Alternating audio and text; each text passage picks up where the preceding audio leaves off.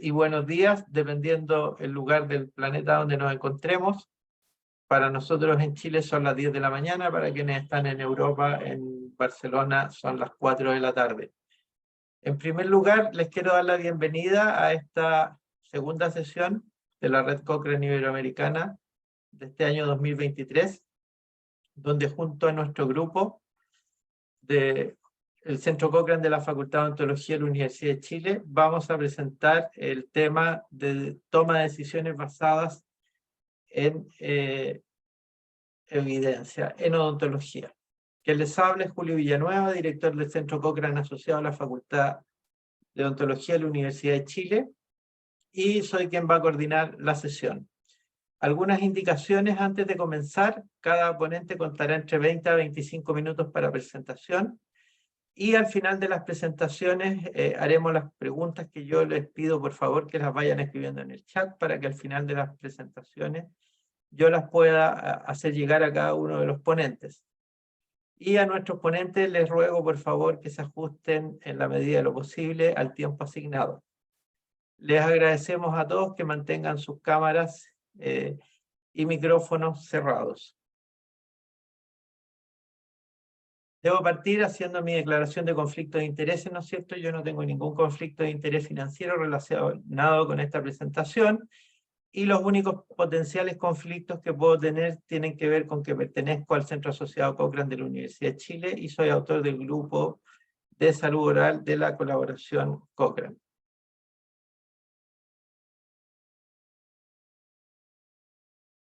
El concepto de toma de decisiones basada en evidencia no es nuevo.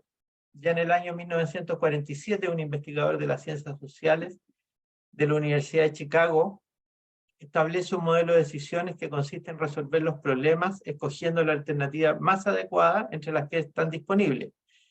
Este trabajo que él realiza está en el campo de las ciencias económicas, y él dice que la decisión será correcta cuanto más probable sea conseguir el efecto deseado y más eficiente este resulte.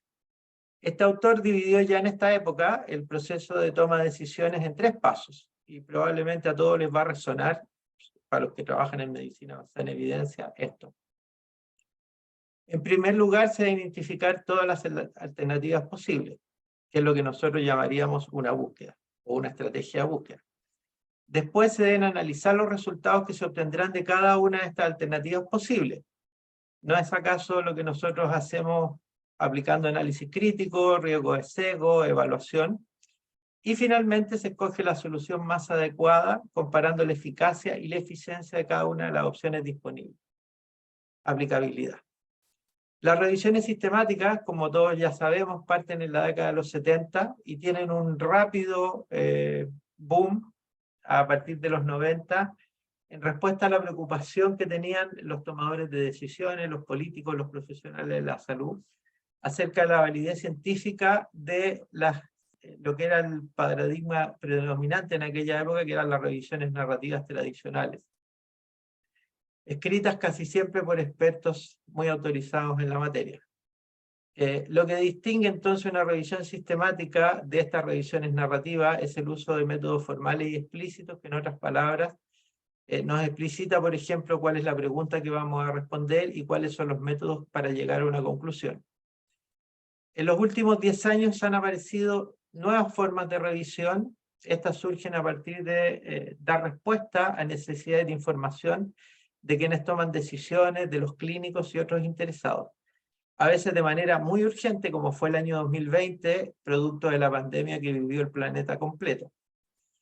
Para que el modelo de revisión sistemática no siempre encaja del todo, entonces aparecen en algún momento las revisiones con metaanálisis en red, de lo cual nos va a hablar Alonso hoy día, cuando debemos realizar múltiples comparaciones, una revisión rápida cuando el tiempo nos apremia, un scoping review cuando lo que se necesita no son respuestas detalladas a preguntas concretas, sino más bien una visión general en un campo amplio, un mapping review que sería un primo del scoping review, en la que la cuestión de interés incluye cómo y por qué las intervenciones funcionan en determinados contextos. En nuestra opinión, todas estas formas de revisión están relacionadas con las revisiones sistemáticas de forma similar a como decía Moer en un artículo del 2015, Las especies biológicas están relacionadas dentro de una misma familia. Considerando entonces que las revisiones sistemáticas son esta familia, estas distintas formas de revisión serían las especies. Y finalmente, después de hacer una mirada rápida de todos estos tipos distintos de revisiones, podemos decir que a partir de los resultados, de los productos que generan todos estos modelos de guía de revisiones, tenemos la guía de práctica clínica que se van a nutrir de todo lo que nos va a entregar lo breve. Así que muchas gracias. Les doy una vez más la bienvenida a este uso de síntesis de evidencia en las tomas de decisiones en odontología. En primer lugar, yo voy a dejar en pantalla con ustedes al doctor Alonso Carrasco. Alonso, buenos días. Buenos días. Te voy a dejar la pantalla entonces.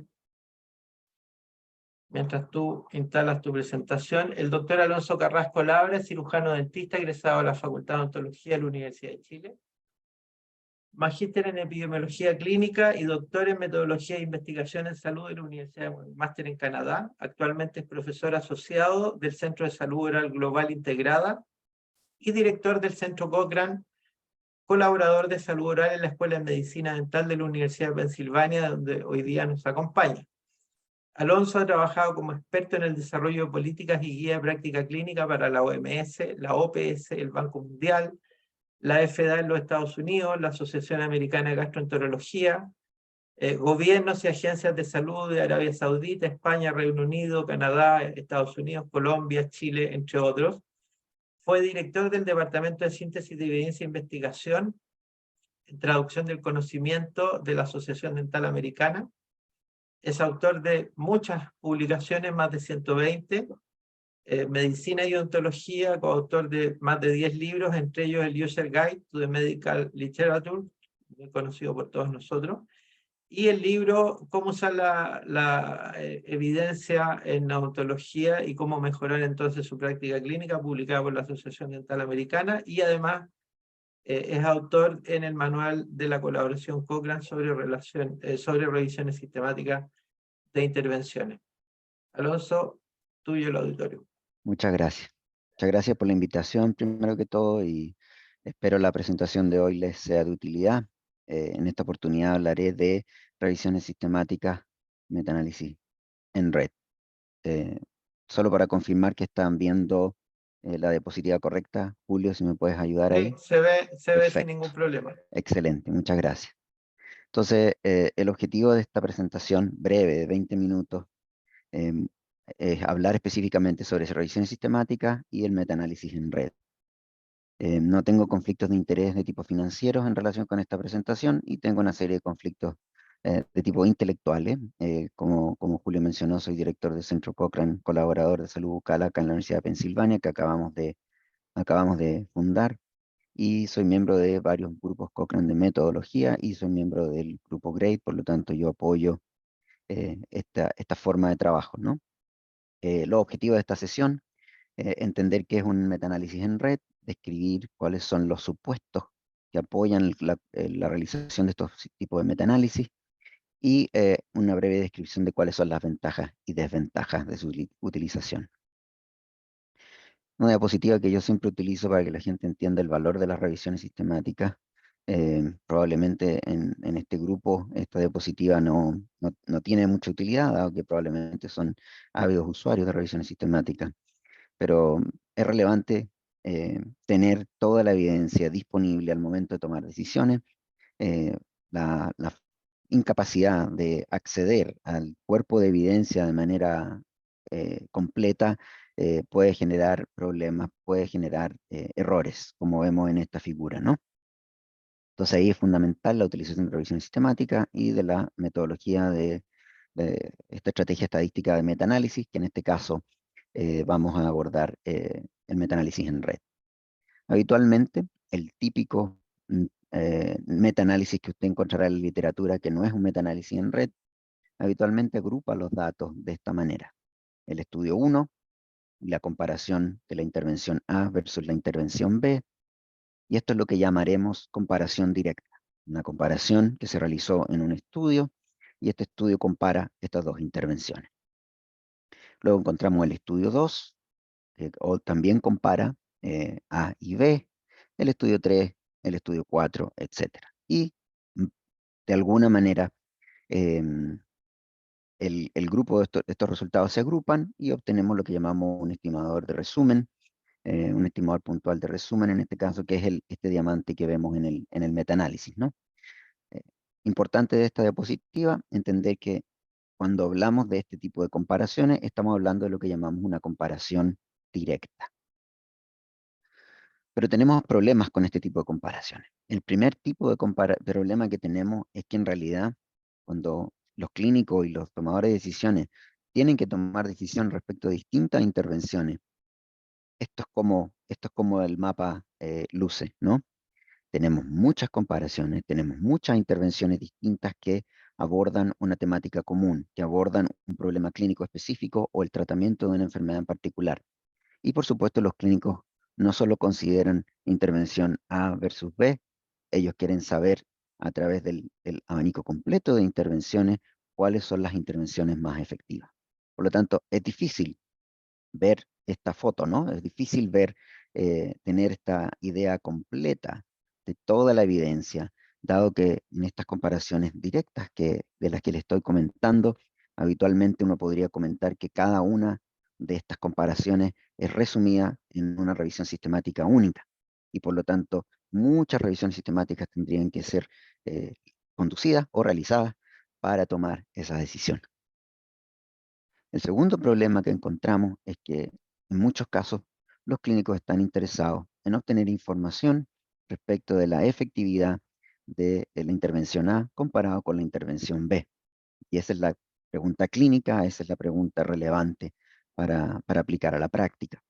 Sin embargo, afortunadamente en muchos casos, esa comparación directa entre A y B no está disponible en la literatura, no se ha realizado un estudio primario que evalúe la efectividad de la intervención A versus la intervención B, y en este caso, la única opción disponible es mirar la evidencia de efectividad de A comparado con C y B comparado con C.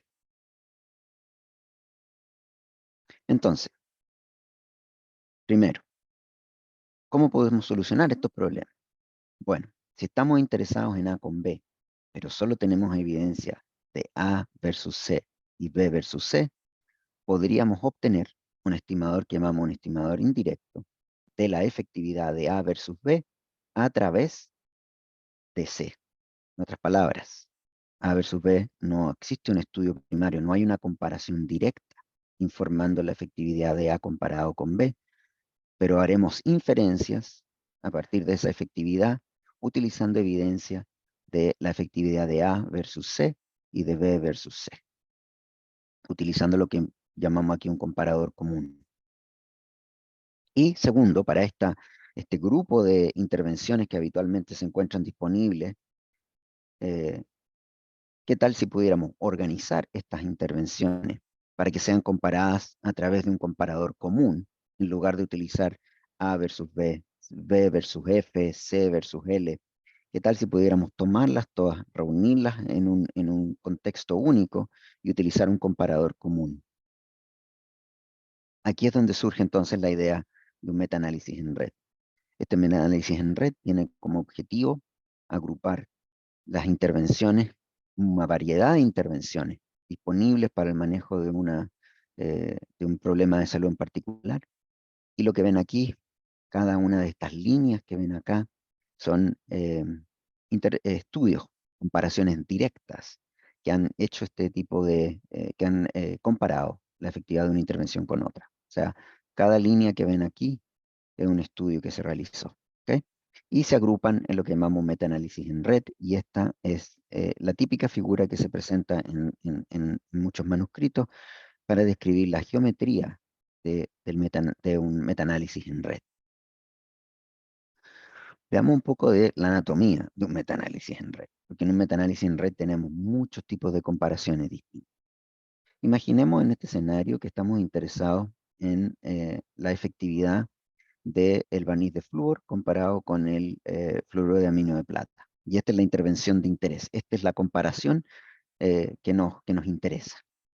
En este caso, para esta comparación directa, aquí tenemos una línea que nos indica que hay una comparación directa, tenemos 3 estudios, 3 ensayos clínicos aleatorizados, y la evidencia de esto sugiere que el estimador puntual, en este caso un riesgo relativo, es 1.34. Y aquí lo vemos registrado como un metaanálisis, típico metaanálisis, clásico metaanálisis que usted puede encontrar, un metaanálisis de comparaciones directas. Sin embargo, en este metaanálisis en red, también encontramos otras comparaciones que nos podrían ayudar a entender el efecto del barniz de flúor comparado con el fluoruro de aminio de plata, a través, por ejemplo, de un control común. Entonces aquí hay 3 comparaciones, 3 estudios que se realizaron comparando el barniz de flúor versus un control, o el fluoruro de aminio de plata versus un control. Y lo que tenemos aquí son las comparaciones, los resultados asociados a esta comparación y esta comparación, que lo graficamos acá. Por lo tanto, el estimador que asocia estas comparaciones indirectas es lo que vemos aquí. En este caso, un riesgo relativo de 1. Y esto es la evidencia que proviene de estas comparaciones indirectas. Esto que ven acá, este loop asociado a este primer comparador, es lo que llamamos un loop de primer orden. Lo llamamos así porque está muy cercano a la comparación de interés. Aquí les muestro otro tipo de comparación indirecta a través de lo que llamamos un loop de segundo orden. Lo que vemos acá es estimadores de efecto asociados a distintas comparaciones dentro de la red, todas ellas informando la efectividad del barniz de flúor comparado con el fluoruro de amino de plata. Entonces tenemos estas 2 intervenciones de interés y lo que buscamos es un loop que conecte a una intervención de interés a través de un control, y en este caso una pasta florada de 500 partes por millón, con la otra intervención de interés. Ese es un segundo loop de una comparación indirecta. Y como pueden ver, en esta red completa tenemos 5 loops de evidencia indirecta que tenemos que considerar, y para cada uno de esos caminos y esos loops se obtiene un estimador de resumen.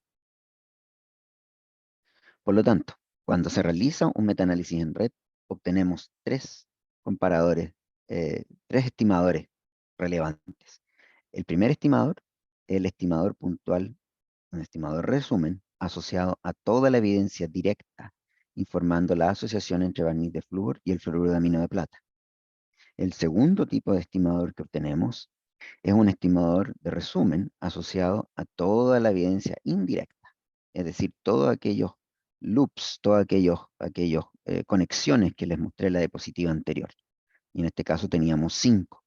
Y el estimador de resumen a través de estas 5 comparaciones lo vemos escrito acá, y su intervalo de confianza asociado a ese estimador puntual.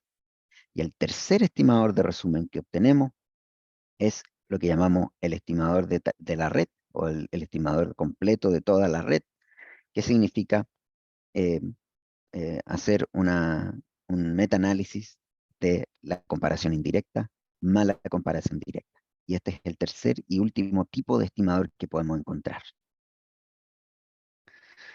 Cuando se realiza este tipo de metaanálisis, hay 2 supuestos fundamentales que deben cumplirse y que debemos evaluar en su realización. El primero tiene relación con el concepto de transitividad, o un supuesto de similaridad a través de estas comparaciones directas y indirectas. Y el segundo dice relación con un supuesto de coherencia. Explicaré en detalle qué significa cada uno. Hay un tercer supuesto, que es un supuesto que no solo se aplica a los metaanálisis en red, pero que también se aplica a los metaanálisis de comparaciones directas, que es el supuesto de consistencia o homogeneidad. No voy a abarcar este supuesto, pero este es habitualmente el tipo de criterio que determina si es que cierto grupo de estudios se pueden metaanalizar juntos para informar un desenlace común. Entonces, el primer supuesto es el supuesto de transitividad, y lo que examinamos es el nivel de intransitividad. ¿A qué me refiero con intransitividad? Me refiero a diferencia en las características de los estudios que pueden modificar los efectos de tratamiento en base a las comparaciones directas. que son las que informan las comparaciones indirectas. Para entender eso un poco más claro, fijémonos en la figura de la derecha. Esta figura de la derecha es una mini metaanálisis en red, una geometría de un metaanálisis en red, que está informando el efecto postoperatorio de alivio del dolor de 3 antiinflamatorios, analgésicos antiinflamatorios, consecutivo a la extracción extracción quirúrgica de por ejemplo, de un tercer molar. En este caso, tenemos evidencia directa informando el efecto de naproxeno comparado con ketorolaco y de ibuprofeno comparado con ketorolaco. Sin embargo, el interés en este caso es comparar naproxeno versus ibuprofeno. La línea punteada que ven acá indica que no existe evidencia directa informando estas dos intervenciones, solo existe evidencia indirecta que obtenemos a partir de utilizar esta evidencia que ven acá en las conexiones en azul. Por lo tanto, cuando queremos ver si se cumple el supuesto de transitividad para la evidencia indirecta entre naproxeno y ibuprofeno, tenemos que evaluar las características de los estudios. Por ejemplo, si les digo que en esta comparación directa entre naproxeno y ketorolaco, el 75% de los estudios indicó que se utilizó calor o frío como revulsivo durante el postoperatorio, y que los medicamentos tenían como vehículo una tableta. Mientras que en la comparación directa entre ibuprofeno y ketorolaco, solo el 10% de los estudios indicó la utilización de revulsivo y el vehículo del medicamento era el líquido. Entonces la pregunta aquí es, qué tan comparables son, qué tan similares son las comparaciones directas respecto de características fundamentales de los estudios para validar los resultados asociados con una comparación indirecta? Y este es el concepto de transitividad. Hay un artículo muy interesante que define esto un poco mejor, que lo escribió Giorgia Salanti, si quieren ver más detalles respecto de qué es lo que significa transitividad. El segundo supuesto importante es el supuesto de coherencia. ¿Cómo examinamos si es que existe incoherencia? Con coherencia nos referimos a qué relación existe entre la evidencia directa y la evidencia indirecta que reporta nuestro metaanálisis en red. Para evaluarlo, lo que evaluamos es el acuerdo, o el agreement, como ven acá, entre los estimadores directos y los estimadores indirectos. Y esto se hace de manera muy similar a cómo evaluamos heterogeneidad en un metaanálisis de comparaciones directas, evaluamos la similaridad de los estimadores puntuales, el sobrelape de los intervalos de confianza, y también utilizamos test estadísticos. Otra vez, es importante no confundir el concepto de incoherencia, de evidencia directa versus indirecta, con el concepto de inconsistencia o heterogeneidad que aprendimos del sistema Gray. Aquí vemos una figura, este forest plot ilustra el estimador de resumen del grupo un grupo de estudios que entregan evidencia directa respecto de una intervención en particular, el estimador puntual y intervalo de confianza de evidencia indirecta, y el estimador de la red, ¿verdad? Que, como habíamos dicho inicialmente, hay 3 estimadores relevantes. Por lo tanto, cuando miramos si es que existe coherencia entre la evidencia directa e indirecta, lo que podemos ver es que el primer intervalo de confianza y los estimadores puntuales entre la evidencia directa e indirecta parecieran ser similares, pero en realidad uno sugiere una reducción pequeña en el desenlace, mientras que el otro sugiere una reducción que algunos podrían considerar pequeña moderada. Entonces, de alguna manera, si examinamos los estimadores puntuales, podríamos decir que no existe mucha similaridad entre los estimadores puntuales. Cuando evaluamos el sobrelape de los intervalos de confianza, lo que vemos es que el intervalo de confianza asociado a las comparaciones directas está totalmente contenido dentro del intervalo de las comparaciones indirectas, y podemos ver que el intervalo de confianza asociado a las comparaciones directas es muy similar al intervalo de confianza y estimador puntual de la red. El test de incoherencia asociado con estas observaciones no significativo, muestra un p-value que sugiere no podemos rechazar la hipótesis nula asociada a que los estimadores directos y indirectos son similares.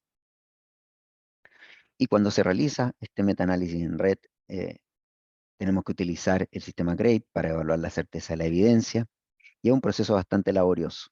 El principal problema es que cuando se utiliza el sistema GRADE en contexto de metaanálisis en red, es necesario realizar la evaluación, en la mayoría de los casos diría yo, de 3 estimadores.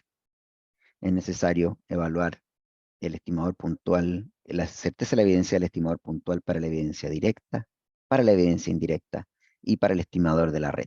Y cada uno de ellos tiene un proceso específico que hay que seguir de acuerdo a la guía GRADE. Mientras más intervenciones se agregan a la red, más evaluaciones utilizando el sistema GRADE se requieren. Si usted tiene una red con 3 intervenciones, necesitará hacer 3 evaluaciones. Si usted tiene una red con 6 intervenciones, el número de evaluaciones se expande a 15. Imagínense metaanálisis en red que tienen 20, 30 intervenciones, ¿verdad?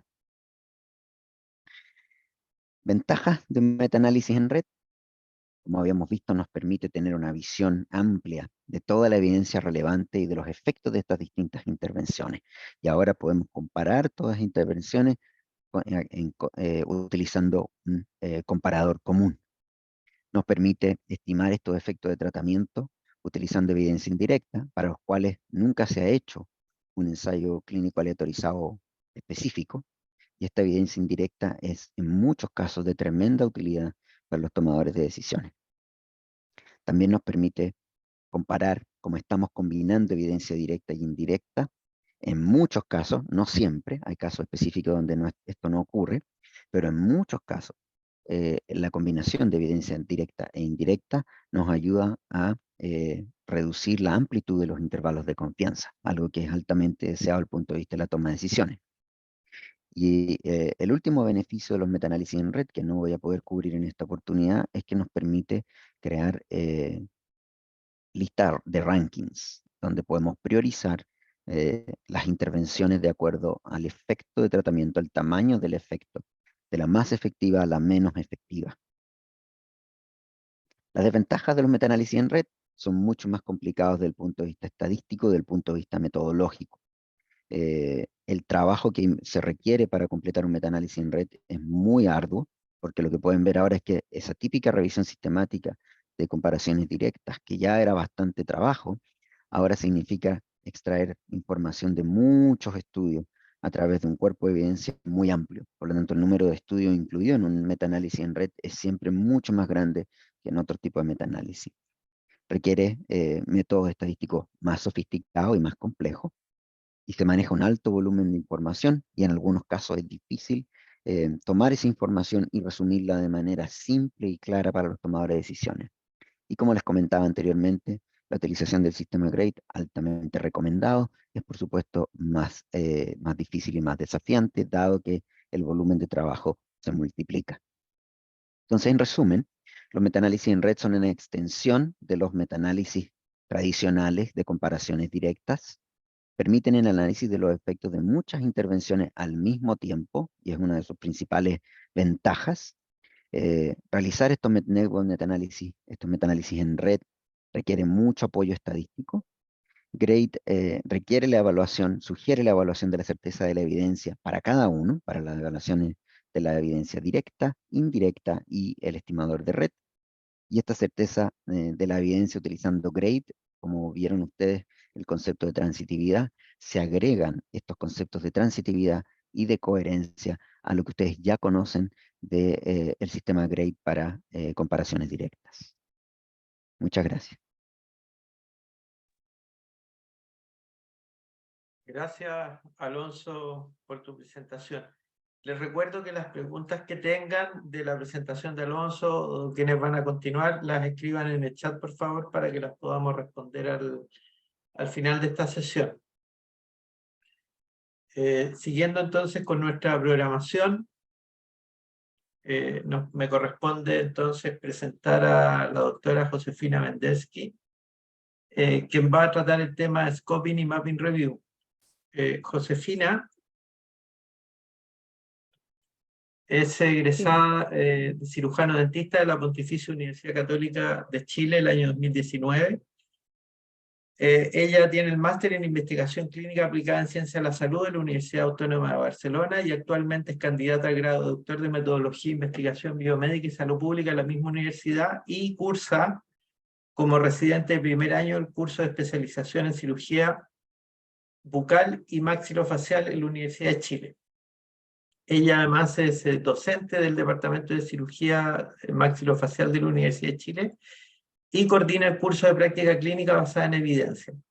Ha trabajado en muchos proyectos de investigación, tales como el de búsqueda manual que lleva la colaboración Cochrane Iberoamericana, el proyecto de evidencia viva para informar decisiones de salud, el cual tiene como objetivo desarrollar capacidades entre las agencias de tecnología sanitaria y las organizaciones de desarrollo de guías de práctica clínica para implementar la síntesis de evidencia viva como parte de sus productos de transferencia de conocimiento.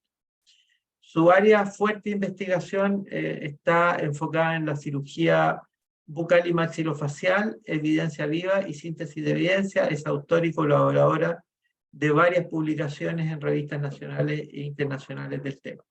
Así que yo dejo con ustedes a Josefina, quien va a hablar sobre Scoping y Mapping Review. Buenos días, Josefina.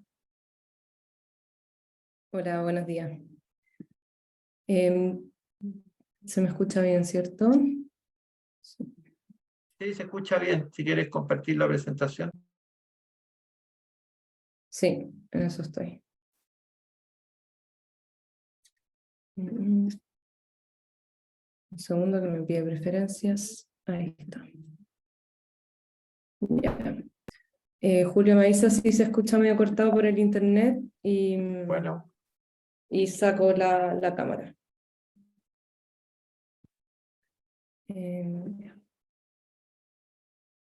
Ahora sí. ahí está cargando tu presentación. Súper. Ya. ¿Ahí ves la diapositiva? Sí, perfecto. Ya, súper. Ya, entonces la presentación de hoy es sobre Scoping y Mapping Review. Primero declarar que no tengo ningún conflicto de interés, tanto financiero como intelectual. Y más que nada esta presentación va a ser hablar un poco de los tipos de síntesis de evidencia en general, de los Scoping Reviews y de los Mapping Reviews, más que nada sobre sus usos en ontología, para qué se aplican, un poquito de metodología y también comparar un poco ambos.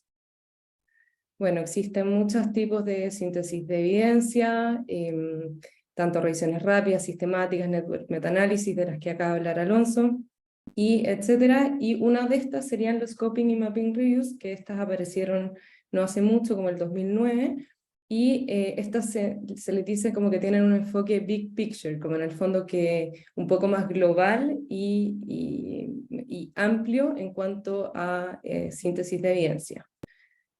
Para empezar un poco hablando del Scoping Review, estos son proyectos exploratorios que mapean sistemáticamente la evidencia de un tema, identificando los conceptos claves, las teorías, fuentes de evidencia y los vacíos en la investigación.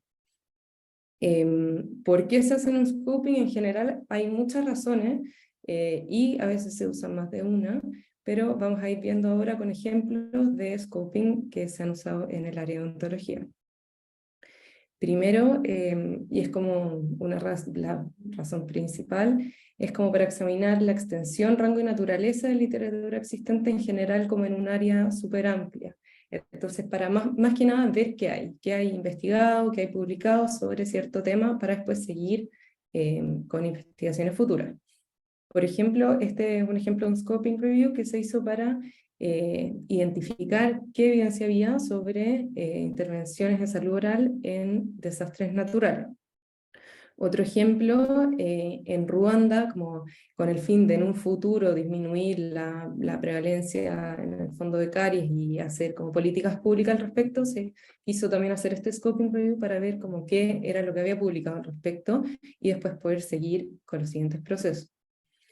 Otro ejemplo es donde este scoping que se quiso hacer como una también revisión general, panorámica, sobre todo lo que había publicado con respecto al uso de inteligencia artificial en la cirugía ortognática.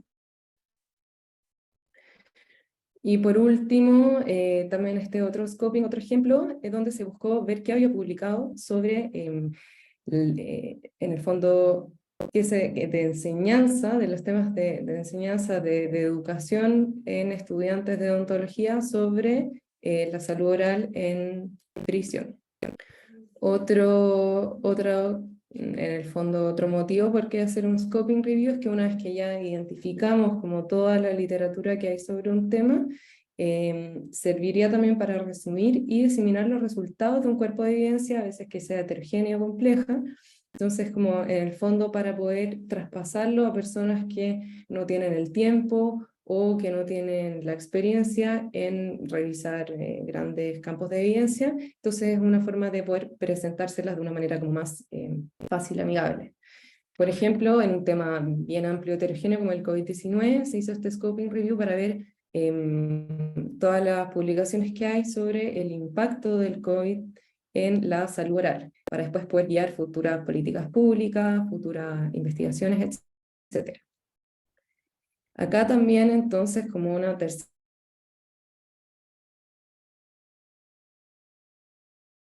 literatura y así poder guiar futuras investigaciones.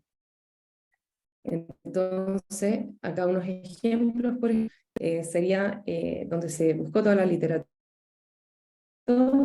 de aplicadores de ortodoncia en dentición mixta, y una vez que se identificó toda la literatura, se quería identificar qué vacíos habían, o sea, qué faltaba todavía por investigar. Voy a cortar la cámara. Ya. Entonces, ahora, otra razón sería para determinar el valor o la necesidad de desarrollar una revisión sistemática siguiendo con lo anterior. Una vez que se identifican los vacíos de la evidencia, yo puedo determinar si es que hay una necesidad de desarrollar una revisión sistemática. O más adelante vamos a ver que también se pueden ver las necesidades de desarrollar estudios primarios. Otro motivo, penúltimo, sería ya para clarificar, unificar conceptos y definiciones que de repente hay sobre ciertos temas que están heterogéneos, que se intenta hacer estos scoping para seguir una misma línea y unificar en el fondo estos conceptos, como por ejemplo este scoping review que identificó todas las revisiones sistemáticas que habían sobre los tratamientos endodónticos no quirúrgicos, y hizo una lista de todos los desenlaces reportados para poder analizarlo y generar una única lista, en el fondo, de desenlaces como más principales, más importantes, para unificar estos criterios y que sean los que se reporten en las futuras revisiones o estudios, porque había mucha heterogeneidad en el tema. Y otro ejemplo también acá se trató de identificar toda la checklist quirúrgica en el fondo de seguridad en las cirugías de implante, para poder después hacer también una única lista más unificada y que se use de manera como más global. Por último, también se puede usar para evaluar cómo se conducen las investigaciones en cierta área, para poder después hacer una estandarización también de scoping review que se hizo, que lo hizo Trico y su equipo, que hizo un scoping review sobre el reporte y la producción de scoping reviews. En este mismo scoping del 2016, entonces se dieron más que nada qué razones se usaban más para realizar este scoping, y se vio que la razón más usada era para ver la extensión de la evidencia. Después también para mapear y resumir la evidencia, informar o guiar futuras investigaciones y identificar vacíos de la evidencia. Un poquito la metodología es desarrollar un protocolo con una pregunta amplia y registrarlo. A veces, como no se pueden registrar en las bases de datos más comunes, más típicas, hay otras que también aportan más transparencia al proceso.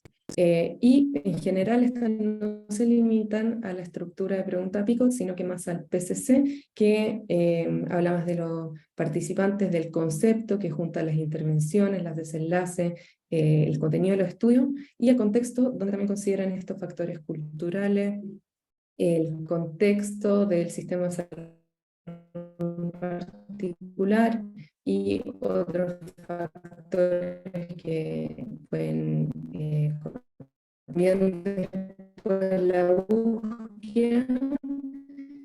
Voy a ir acá destacando como los aspectos más relevantes, porque en general la sistematización igual se parece mucho a otras síntesis de evidencia, pero acá destaca que la búsqueda puede incluir comentarios, blogs, opiniones, o sea, es un poco más amplia y no se restringe necesariamente solo a estudios primarios, o en general se asignan datos más genéricos, o sea, no tanto enfocado como en como los desenlaces, sino que un poquito más del objetivo a las conclusiones, más descriptivo. El análisis de riesgo seco en general no se hace porque no es el propósito de este estudio. En general es más que nada demostrar la investigación que hay respecto a este tema.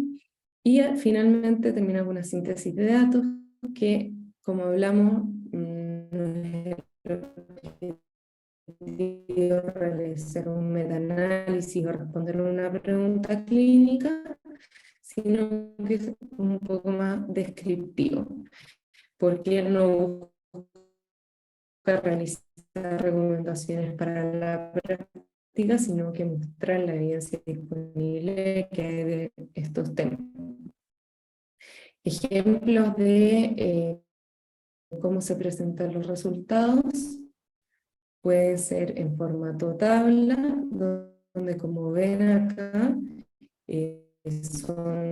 muestran cosas más generales como el tipo de diseño. También se pueden hacer figuras, por ejemplo, este es un scoping, los usos de ultrasonido en odontología. Y esta figura muestra más que nada la como concurrencia de los tópicos más mencionados en todo este estudio. También muestra otra forma de presentar los resultados, que serían estos gráficos, donde se pueden ver las fuentes de evidencia en el fondo, como qué tipo de estudios se incluyeron y se identificaron sobre estos temas, y también a veces los temas tratados, como ven en el gráfico de la derecha.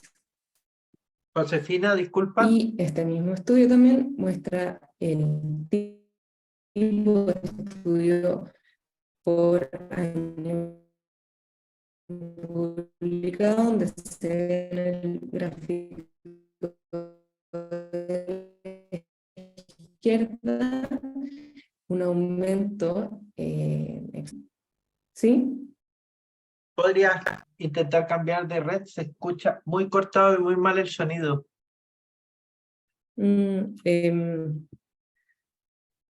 Ya, a ver, un segundo. Sí, nos tomamos el minuto que sea necesario. Bueno, tendría que hacer una pausa unos 3 minutos para irme a otro lado para encontrar un wifi del departamento. ¿Está muy cortado todavía?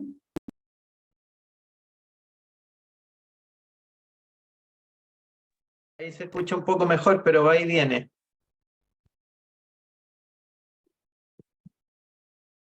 A ver, si se escucha. Ahí se escucha bien. Ahí se escucha bien. Ya, voy a intentar, y si no, hacemos Bueno, la pequeña pausa. Cambio. Me avisas. Bien. Ya, ¿ahí? ¿Sí? ¿Sí? Ya. Bueno, eso más que nada de los métodos. Importante que en el fondo está este elemento de ayuda, que es la extensión del checklist Prisma, que es súper útil para realizar estas revisiones scoping, donde están estos elementos de ayuda que ayudan al reporte completo, en el fondo, de los protocolos de las revisiones de scoping.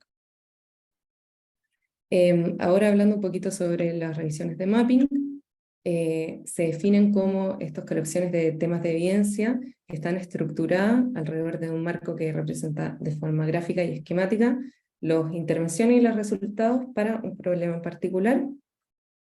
Importante hablar un poco de sus componentes claves que se usan también, al igual que los scoping, para identificar brechas o necesidades de futuras investigaciones.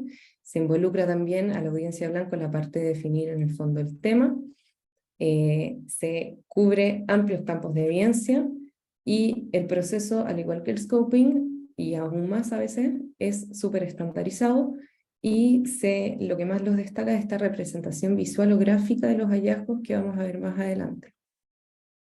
Importante que estos no buscan responder a una pregunta de investigación, solo mostrar la evidencia disponible que hay sobre un tema, tampoco sintetizar de forma cuantitativa los hallazgos de los estudios, sino que también mostrarlos, y no tienen como objetivo dar recomendaciones, sino que como ser una fuente de información para que se puedan desarrollar estas mismas recomendaciones. En general, uno de sus objetivos es facilitar esta toma de decisiones basada en la evidencia, como hablábamos antes, a poder presentar a personas que toman estas decisiones toda la información disponible respecto de un área de un formato accesible, fácil, amigable. También identificar los vacíos de la evidencia de un modo también amigable, como decíamos, tanto brechas absolutas, o sea, donde faltaría investigación primaria en un tema, o brechas de síntesis donde faltaría ya juntar los resultados primarios en alguna revisión sistemática, por ejemplo, ya sea porque no existe o porque la que existe es de mala calidad. Además, se puede también usar para guiar la investigación futura, porque ya sabemos que muchos recursos en el área de la investigación están siendo usados o se usan enfocados de repente en temas que están súper investigados, que ya no hace falta seguir haciendo investigación al respecto, y hay otras preguntas o vacíos que no se les toma tanto en cuenta. Un poco así sobre la metodología, es importante acá que se hace previamente como un marco de intervención y desenlace, revisando documentos disponibles e involucrando también a expertos como la audiencia blanco para poder definir estas intervenciones y desenlaces que se van a usar. También después se establecen los criterios de inclusión, que en general se enfocan en las revisiones sistemáticas, pero también se pueden incluir los estudios primarios dependiendo de los recursos que hay disponibles en el fondo para realizar esta revisión. Después, la búsqueda y selección de estudios y extracción de datos se hace como cualquier síntesis de evidencia, de forma exhaustiva y sistemática. Después, la evaluación crítica acá se usa más que en los scoping reviews, pero tampoco es mandatoria, pero sí es que en general se puede usar más en las revisiones sistemáticas, como explicaba antes, para poder ver si es que hay una revisión sistemática de un tema, pero de una calidad deficiente o con alto riesgo de sesgo, sería prudente quizás repetirla para tener resultados más certeros. Y después, la parte que destaca estas revisiones sería el análisis y representación gráfica de los resultados de forma descriptiva. Vamos ahora a mostrar un poco de eso. Hay muchísimas formas en el fondo de que usan los mapping, cada una adaptada. Vamos a mostrar algunos como este, que es un mapa de burbuja donde se ve todas las intervenciones, o sea, el uso de la acupuntura para distintas intervenciones para tratar el dolor. Entonces se ve el tamaño de la burbuja, habla de cuántos estudios están publicados sobre estos temas. Vemos en el eje X el tamaño del efecto y en el eje Y la confianza en la evidencia o la fuerza de la evidencia. Entonces ahí se pueden ver qué temas faltarían, por ejemplo, dolor en cáncer, quizá un tema que faltaría investigar más, y hay otros temas como insomnio que ya están en el fondo más completos, por decirlo así.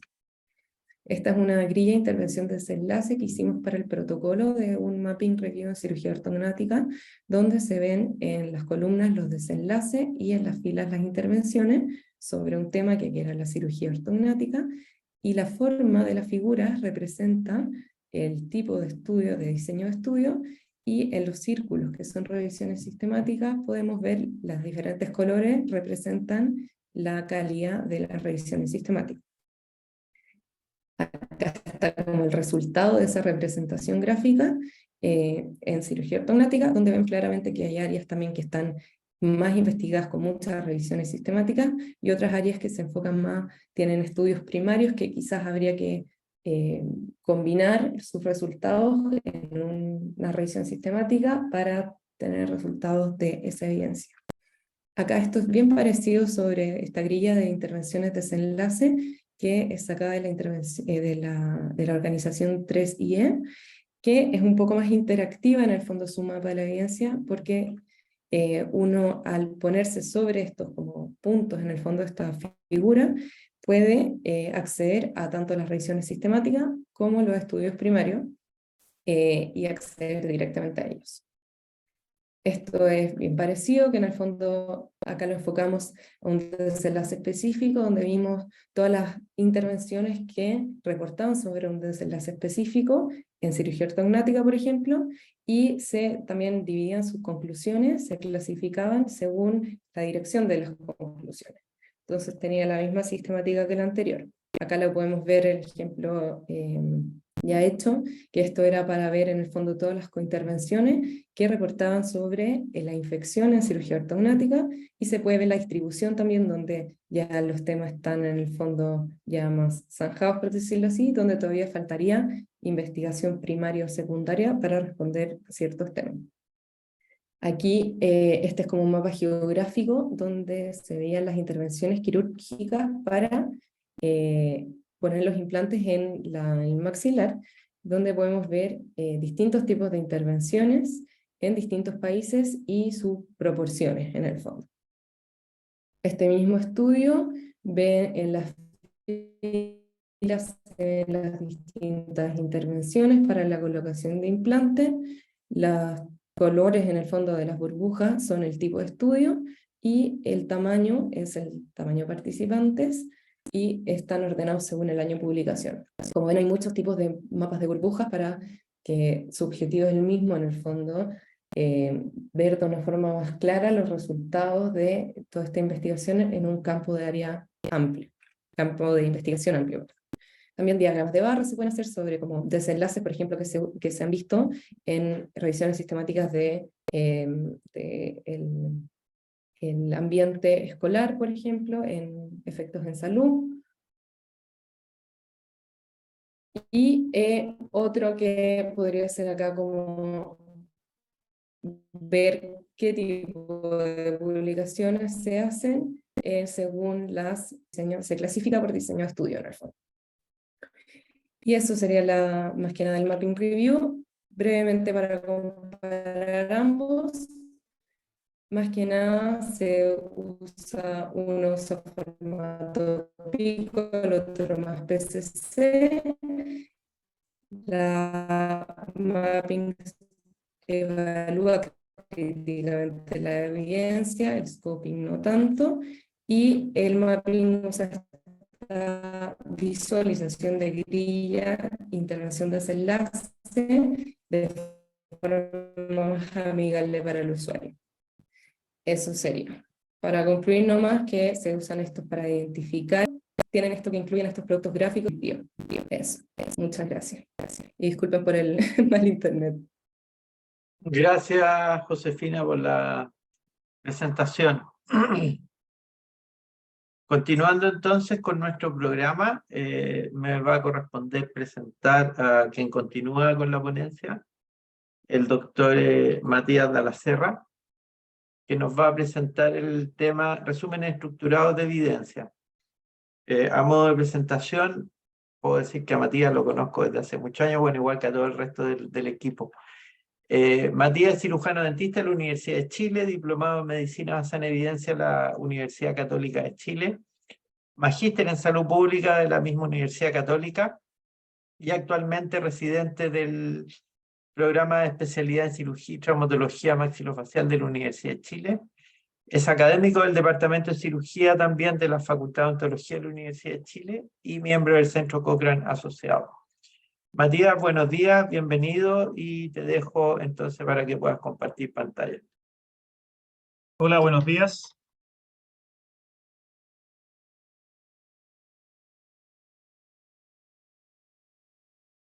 A ver, solo para confirmar, ¿se escucha bien y se ve bien la pantalla? ¿No se escucha cortado o nada? ¿Se escucha bien y se ve bien? Perfecto, gracias. Bueno, entonces, pues ya me presentó. Mi nombre es Matías Dalla Serra. Hoy les voy a hablar sobre un diseño específico de resúmenes estructurados de evidencia, que es la metodología Frisbee, que es un tipo de diseño de estudio que nosotros utilizamos bastante porque resulta bastante rápido y certero para generar evidencia de buena calidad en poco tiempo.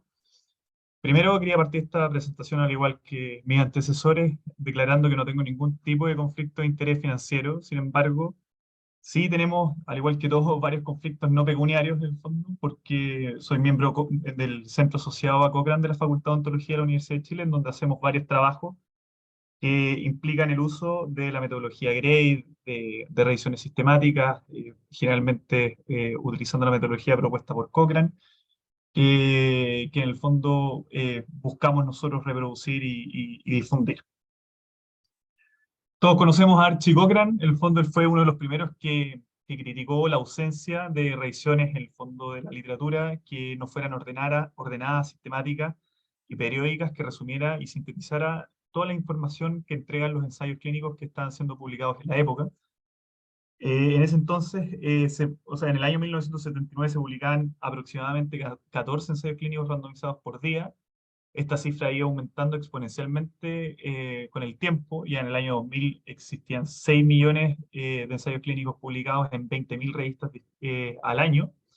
En el año 2010 aproximadamente se publicaban 11 revisiones sistemáticas y 75 ensayos clínicos randomizados por día, y probablemente hoy, desconozco la cifra actual, pero debe ser mucho mayor que esta. Por lo tanto, el primer desafío que tenemos nosotros que tenemos en el área de la medicina basada en la evidencia y todos los que se desempeñan en la clínica y en la atención de pacientes, nuestro principal desafío es llegar a encontrar la evidencia de mejor calidad que responde a las distintas preguntas clínicas que se dan en nuestro quehacer diario. Solamente como una cifra, probablemente esta no está actualizada, pero hasta hace no mucho tiempo atrás, PubMed contaba con más de 25 millones de registros, entre los cuales menos del 1% correspondían a revisiones sistemáticas. Por lo tanto, encontrar la evidencia adecuada hoy en día es encontrar una aguja dentro de un pajar. Como todos ustedes saben, las revisiones sistemáticas presentan en el fondo la virtud de estar en la cima de esta pirámide clásica de la evidencia, en donde las revisiones sistemáticas de ensayos clínicos randomizados son el mejor diseño de estudio para poder contestar preguntas relacionadas a las intervenciones. Sin embargo, hoy en día el enfoque no está tan puesto en priorizar por diseño de estudio, sino que en priorizar por la calidad de los distintos diseños de estudios que están incluidos dentro de las revisiones sistemáticas, en donde, si bien un ensayo clínico randomizado puede ser superior desde el punto de vista del diseño que un estudio observacional, eh, no necesariamente hoy en día, o sea, no necesariamente es un estudio que esté llevado a cabo de mejor manera que otros estudios que están disponibles para poder contestar la misma pregunta. Por lo tanto, el enfoque hoy propuesto principalmente por Grade es en el fondo considerar otros factores que vayan más allá a solamente el diseño de los estudios que están incluidos dentro de las revisiones sistemáticas para poder contestar las distintas preguntas de interés. Todos conocemos probablemente cómo se lleva a cabo una revisión sistemática. En el fondo, utilizamos o extraemos la información que proviene de distintos estudios publicados, estudios primarios publicados que contestan la misma pregunta. Se extrae esa información sobre estos estudios primarios para poder eventualmente, si es que es posible, realizar un metaanálisis y generar un estimador global en el fondo para determinar el efecto de la intervención en distintos desenlaces. Sin embargo, hoy en día el problema es que es tanta la evidencia que existe disponible o que se publica todos los días, entre las cuales, por supuesto que hay muchas revisiones sistemáticas, en las cuales lamentablemente no siempre tienen el mejor diseño de estudio, la mejor metodología, la mayor rigurosidad, o bien son confeccionadas de formas muy diferentes. Por lo tanto, terminan generando una disponibilidad de revisiones sistemáticas que contestan la misma pregunta, que es muy amplia, y que no necesariamente llegan a las mismas conclusiones y no necesariamente incluyen a los mismos ensayos clínicos, o sea, a los estudios primarios que contestan a la misma pregunta. Por lo tanto, el resultado de esto es que tenemos muchas revisiones que incluyen estudios primarios distintos y que no necesariamente llegan a las mismas conclusiones, a los mismos estimadores de efecto, a la misma precisión del efecto para cada desenlace, para que nosotros podamos contestar nuestra pregunta. Entonces, frente a esto, existen distintas formas de resolver este problema. Una de ellas, en el fondo, son los resúmenes estructurados de evidencia. El que les vamos a presentar hoy es uno que se llama Frisbee. Frisbee no por el fondo este juguete que utilizamos con nuestras mascotas, sino que por sus acrónimos en inglés, que son, que se llama así el acrónimo es Living Friendly Summary of the Body of Evidence Using Epistemónicos. Epistemónicos, para los que no lo conocen, es una base de datos. En realidad es una fundación chilena, o sea, que fue iniciativa chilena, en que entre las cosas que cuenta con una base de datos que incluye revisiones sistemáticas y los estudios primarios incluidos en esas revisiones sistemáticas, que es la más grande disponible hasta el momento. Este tipo de resumen estructurado de evidencia, Frisbee, utiliza en el fondo la base de datos epistemónicos para poder llegar al conjunto de evidencia que contesta una pregunta y poder en el fondo sintetizarla de una forma amigable para los distintos usuarios, ya sea para los clínicos, para los pacientes o las distintas personas involucradas en el proceso de toma de decisiones de las intervenciones en salud. Epistemónico se llama así porque significa lo que vale la pena conocer. En el fondo es una base de datos integrada a múltiples otras bases de datos que incluye o tiene dentro de su base revisiones sistemáticas y estudios primarios, pero solamente los estudios primarios que están incluidos dentro de esas revisiones sistemáticas. Funciona, la base de datos está integrada a la colaboración Cochrane, a PubMed y a otras bases de datos, las cuales nos permiten llegar en el fondo, a la mayor fuente disponible de evidencia que hay en relación a revisiones sistemáticas. ¿Qué aspectos son claves en relación al Frisbee que confeccionamos mediante a la base de datos epistemónicos? Es que cuentan con un rigor metodológico. Es en el fondo un método súper estandarizado, súper transparente y reproducible, que en el fondo es rápido y fácil de confeccionar. Reutiliza la información disponible de las distintas revisiones sistemáticas, lo cual acorta el tiempo de confección de este tipo de síntesis de evidencia y además lo presenta a través de tablas, resúmenes y de mensajes clave en un formato amigable para que la interpretación de los resultados de este tipo de síntesis de evidencia sea amigable para los distintos, en el fondo, usuarios de la evidencia.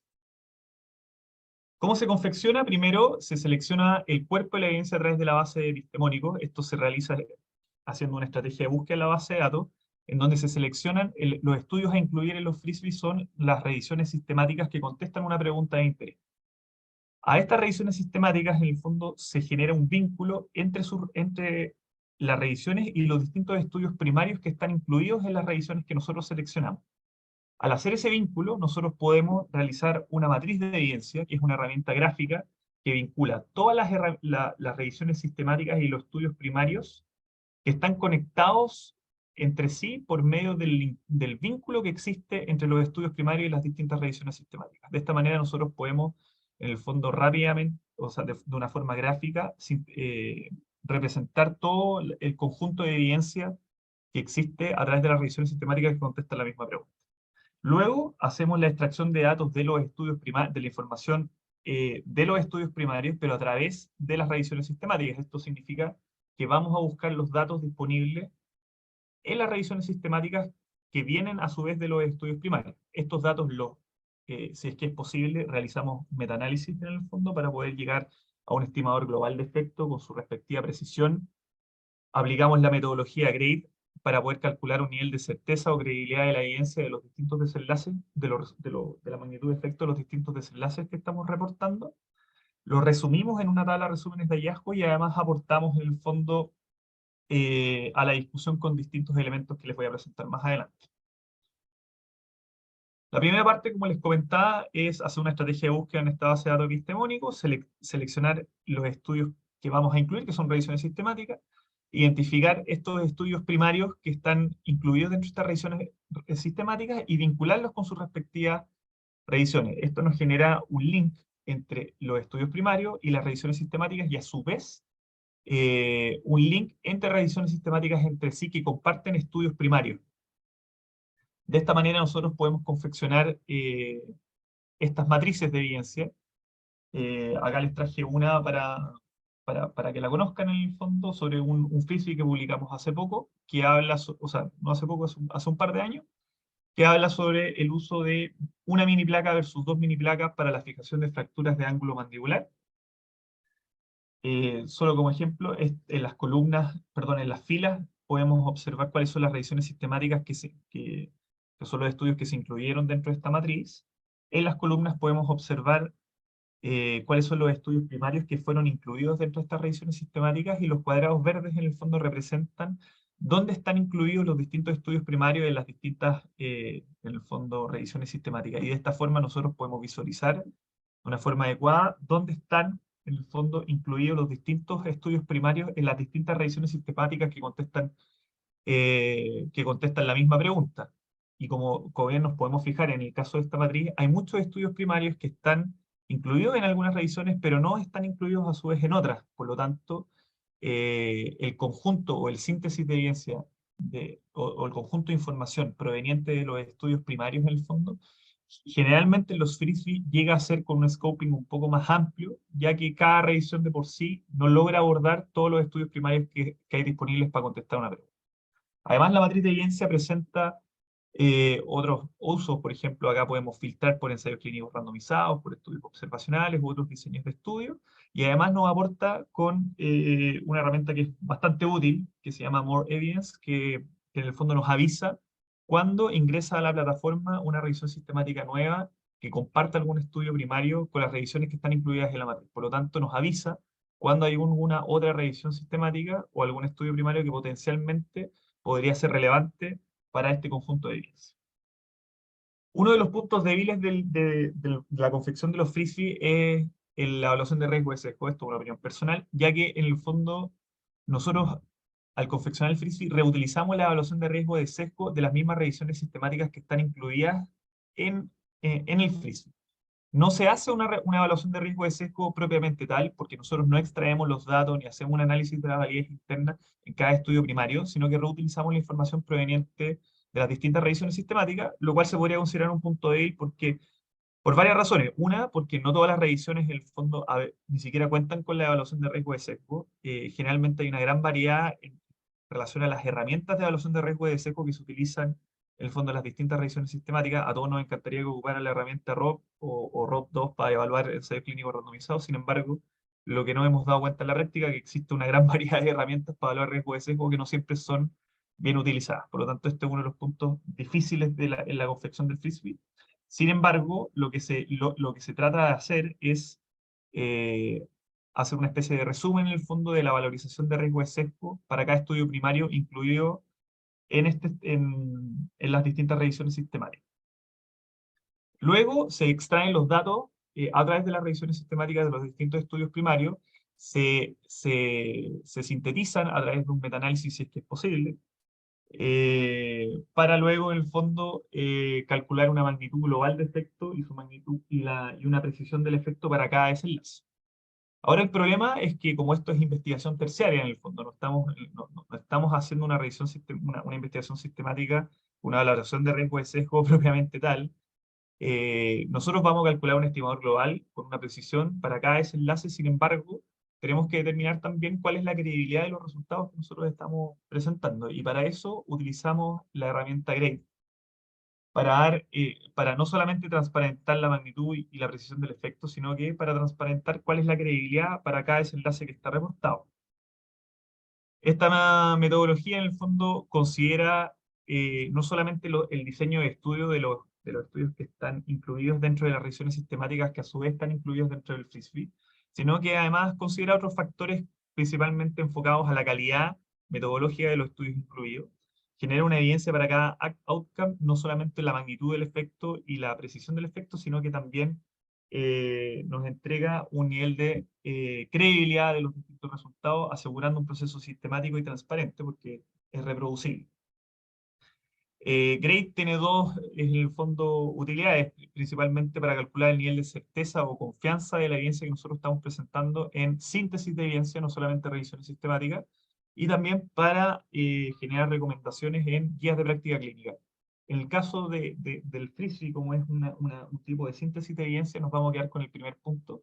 Nosotros lo utilizamos principalmente, o sea, únicamente para establecer cuál es el grado de certeza de la evidencia para cada desenlace y presentar la tabla de resúmenes de hallazgo con esta metodología.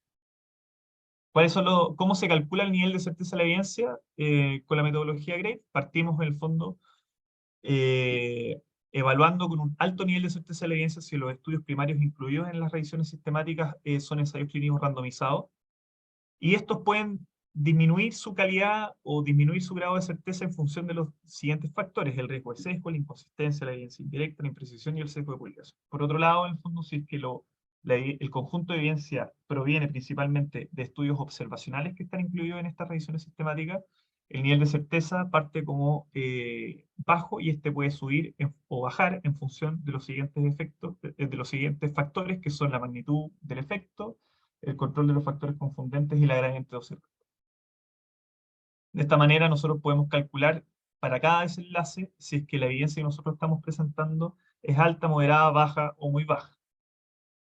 Y finalmente construimos una tabla resúmenes de hallazgos para poder presentar el conjunto de evidencia que identificamos para contestar la pregunta. Este es un ejemplo de un FRISBE que publicamos hace poco sobre el uso de antibióticos para la instalación de implantes osseointegrados. Esta es una tabla SOF en donde en la primera fila se identifica cuál es la pregunta de interés, en la columna los distintos desenlaces reportados por las revisiones sistemáticas, las medidas de efectos absolutas calculadas en el metaanálisis, las medidas de efecto relativas para cada desenlace y sus medidas de precisión, y por último el nivel de certeza de la evidencia calculado para cada desenlace. Además, la misma tabla SOF resume, por esto en el fondo la metodología GRADE es transparente, porque transparenta cuáles fueron las razones por las cuales a cada desenlace se le otorgó cierto nivel de certeza de la evidencia. Luego de confeccionar esta tabla resúmenes de hallazgo, el FRISBE aporta distintos elementos para la discusión, los cuales son los siguientes puntos: a quién aplica y a quién no la evidencia que se está presentando, o sea, la aplicabilidad de los resultados, el balance de beneficio y riesgo, considerando el nivel de certeza de la evidencia para todos esos desenlaces, la consideración de recursos, estudios de costo-efectividad, etc. ¿Qué piensan los pacientes y los tratantes acerca de esta intervención? La diferencia entre este resumen y otras fuentes, lo cual es un punto clave, debido a que, como bien les contaba, a veces las conclusiones o los resultados a los cuales llegan las distintas revisiones sistemáticas no son concordantes o no son homogéneos entre sí. Por lo tanto hay que transparentar cuál es la diferencia que se presenta en el conjunto de la evidencia con las distintas revisiones sistemáticas y también con otras fuentes como guías de práctica clínica o estudios que no hayan sido incluidos dentro de la matriz debido a que no están publicados dentro de ninguna revisión sistemática. También uno de los puntos de la discusión son los posibles cambios de los resultados asociados, los posibles cambios que podrían venir en la medida que se vayan publicando estudios que están en desarrollo. Finalmente, la idea del FRISBE por medio de la metodología GRADE es construir mensajes claves que sean amigables y fácilmente interpretables por los distintos usuarios, que se construyan mediante el efecto de la intervención y el nivel de certeza de la evidencia, en donde se entrega finalmente un mensaje fácil de leer, fácil de interpretar y que no da pie para doble análisis. En relación a la toma de decisiones de salud, el FRISBE aporta generando una síntesis de todo el conjunto de evidencia que es mucho más amplio que los que logran aportar las revisiones sistemáticas. aportando no solo con la magnitud y la precisión del efecto, sino que con el nivel de certeza de la evidencia para cada desenlace y otros elementos distintos para la discusión, con una metodología simple, rápida y amigable para el usuario. Sin embargo, el Frisbee, al ser una síntesis de evidencia, no busca establecer una recomendación, debido a que las recomendaciones en el fondo responden, o sea, son una recomendación mediante la metodología Gray, se confecciona para otros diseños de estudio o otros elementos tales como unas guías de práctica clínica. Para terminar, les quiero mostrar un ejemplo de un Frisbee que fue importante para nosotros en el fondo porque nos ayudó de forma notoria al proceso de toma de decisiones clínicas, que fue sobre el uso de antibióticos para la instalación de implantes osseointegrados. Esta es la matriz de evidencia en donde identificamos 22 revisiones sistemáticas. De hecho, fue curioso porque son más revisiones sistemáticas que ensayos clínicos publicados, en donde las distintas revisiones llegaban a conclusiones súper poco concordantes entre sí. Algunas eran favorables al uso de antibióticos en la instalación de implantes, otras eran favorables solo al uso de profilaxis, otros eran favorables al uso de una profilaxis posterior a la intervención, por lo tanto la información era demasiado heterogénea. Esta es la tabla SOF en el cual que nosotros confeccionamos, en donde en resumen dividimos las intervenciones entre los antibióticos que se entregaron previo, o sea, que se administraron previo a la instalación de los implantes osseointegrados, que lo consideramos como el grupo profilaxis, y los antibióticos que se administraron posterior a la instalación de los implantes osseointegrados, que lo llamamos arbitrariamente como grupo de tratamiento, pero también es una profilaxis, solo que la diferencia es que es una profilaxis administrada posterior a la intervención del implante. Y entre las conclusiones que llegamos con este Frisbee es que definitivamente, en el fondo, la administración de antibióticos posterior a la intervención no tiene ninguna utilidad, y si es que es útil, no es, al aplicarlo como profilaxis previo a la intervención del implante, en una dosis única, y que no tiene un efecto específicamente para prevenir la infección postoperatoria, sino que para evitar perder o evitar el fracaso del implante a largo plazo. ¿Cuáles son los mensajes claves que nosotros confeccionamos con este Frisbee? Es que la terapia antibiótica preoperatoria, o sea, la profilaxis preoperatoria en comparación al placebo, probablemente reduce el fracaso de los implantes a los 3 meses, pero que no es debido a que tiene un nivel de certeza de la evidencia moderado. Sin embargo, no es posible establecer con claridad si el tratamiento de la terapia antibiótica peri y postoperatoria en comparación al placebo reduce el fracaso de los implantes y la infección postoperatoria, debido a que el nivel de certeza de la evidencia existente ha sido evaluado como muy bajo. Como ven, estos dos son mensajes claves que son fáciles de interpretar, que no dan pie para una doble interpretación y que son amigables y accesibles para todos los distintos usuarios o los distintos involucrados en el proceso de toma de decisiones. Nos sirvió un montón porque en el fondo hoy en día está en boga el tema de la resistencia antibiótica y el uso en el fondo racional de antibióticos para este tipo de intervención. En conclusión, las revisiones sistemáticas no siempre no siempre presentan una metodología adecuada ni logran incluir a todos los estudios primarios disponibles para contestar la misma pregunta, por lo cual resulta necesario herramientas de investigación terciarias como los resúmenes estructurados de evidencia que tengan un scoping un poco mayor a las mismas revisiones sistemáticas. El Frisbee es una de las alternativas que es rápida y amigable para actualizar el conjunto de la evidencia, que contesta una pregunta clínica de interés y aporta al proceso de toma de decisiones al transmitir la magnitud del efecto y el nivel de certeza de la evidencia sobre una pregunta clínica en particular. Muchas gracias. Gracias, Matías. Siguiendo con el programa propuesto, ¿no es cierto? Tengo el placer de presentar al doctor Carlos Saror. Carlos nos va a hablar sobre guías de práctica clínica en odontología. A modo de presentación, puedo decir que Carlos es cirujano dentista egresado de la Universidad de la Frontera, especialista en odontopediatría y magíster en epidemiología clínica y doctor en salud pública y metodología de la investigación biomédica en la Universidad Autónoma de Barcelona. Actualmente es profesor asociado de odontopediatría y ortodoncia en la Universidad de la Frontera y profesor visitante en la Universidad de McMaster, Canadá, que es donde se encuentra hoy día Carlos. Ha publicado más de 90 artículos científicos, autor de libros en el área de odontología y se desempeña como miembro del comité editorial de las revistas como la BMC Oral Health y el Dental Traumatology.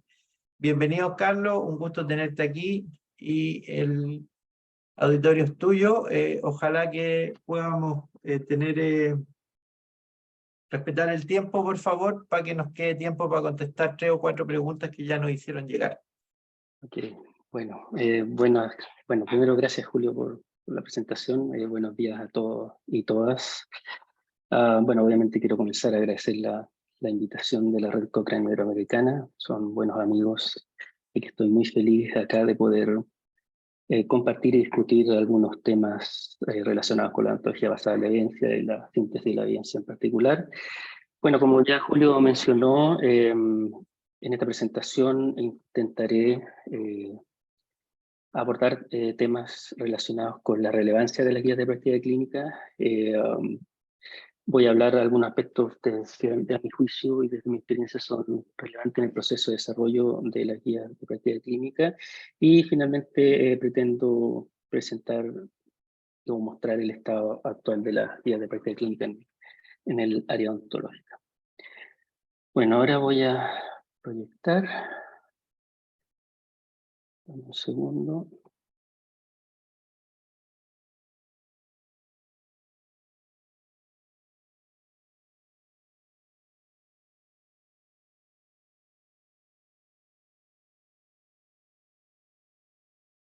¿Se ve la presentación completa?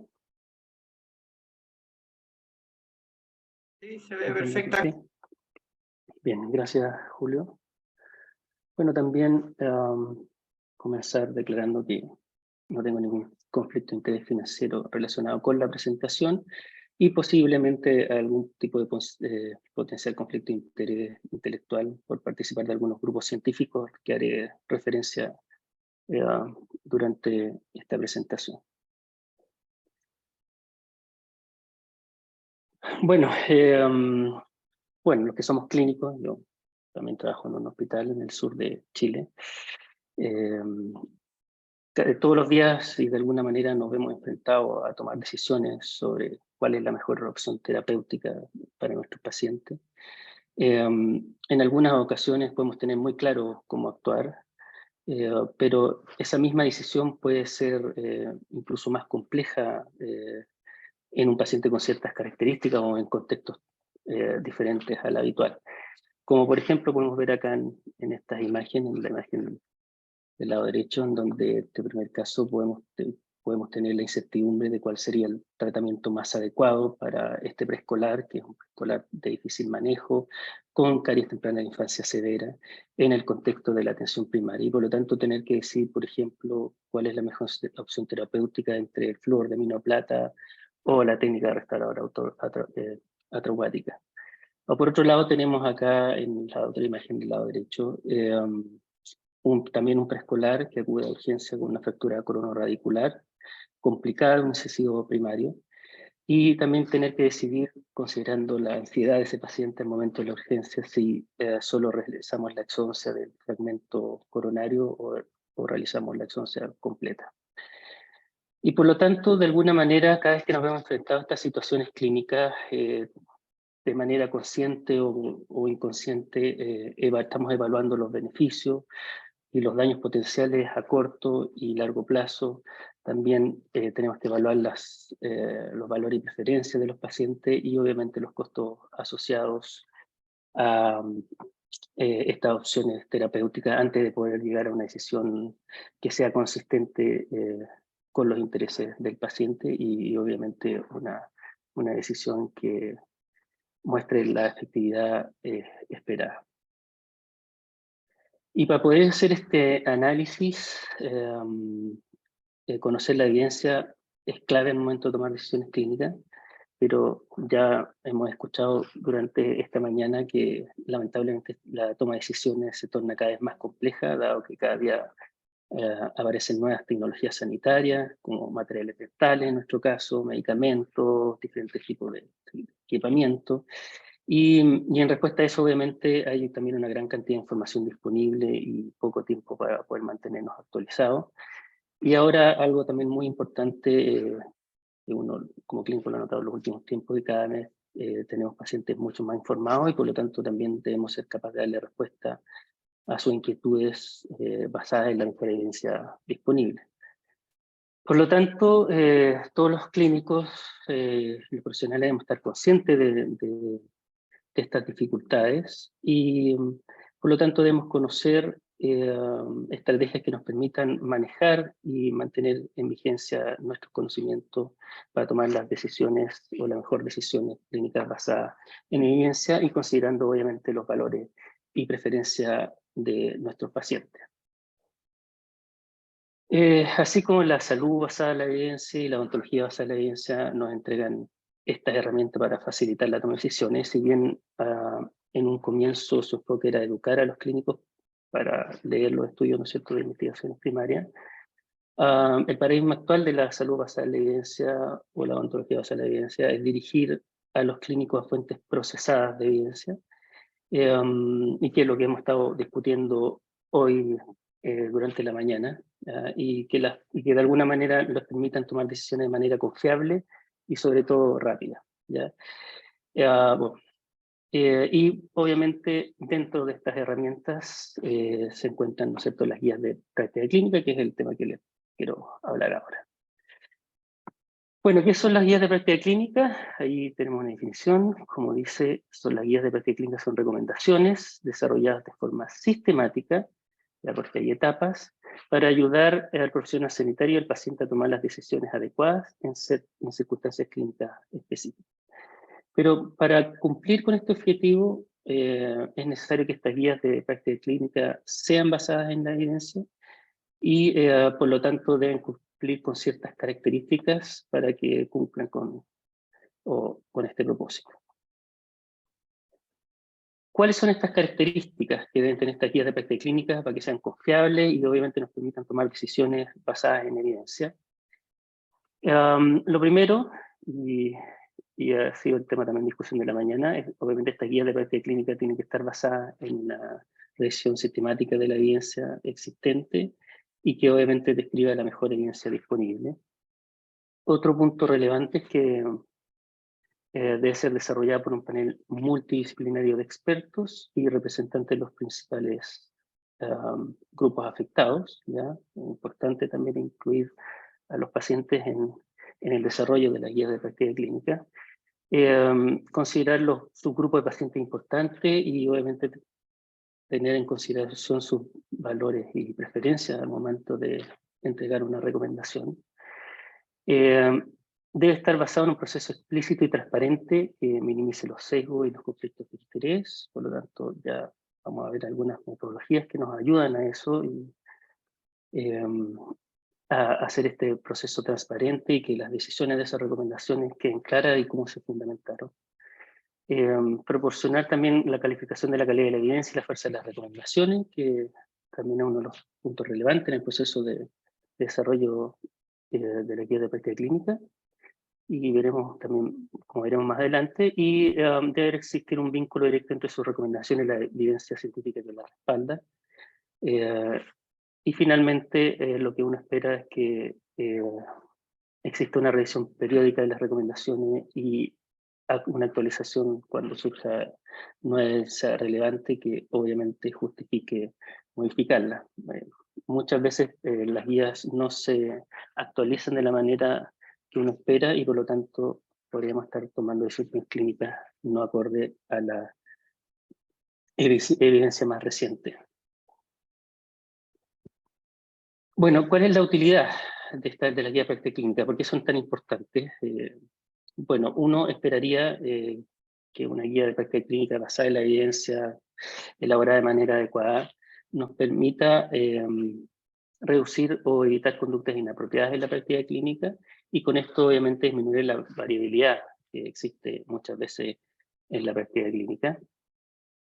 También reducir la variabilidad en el acceso a determinadas intervenciones o tratamientos específicos y con eso también de alguna manera mejorar la eficiencia del uso de los recursos. Yo creo que esto es muy relevante, sobre todo para tomar decisiones, por eso que si tenemos buena evidencia y una guía que nos entregue una recomendación acorde al contexto local, probablemente puede ayudar a mejorar la eficiencia del uso de los recursos.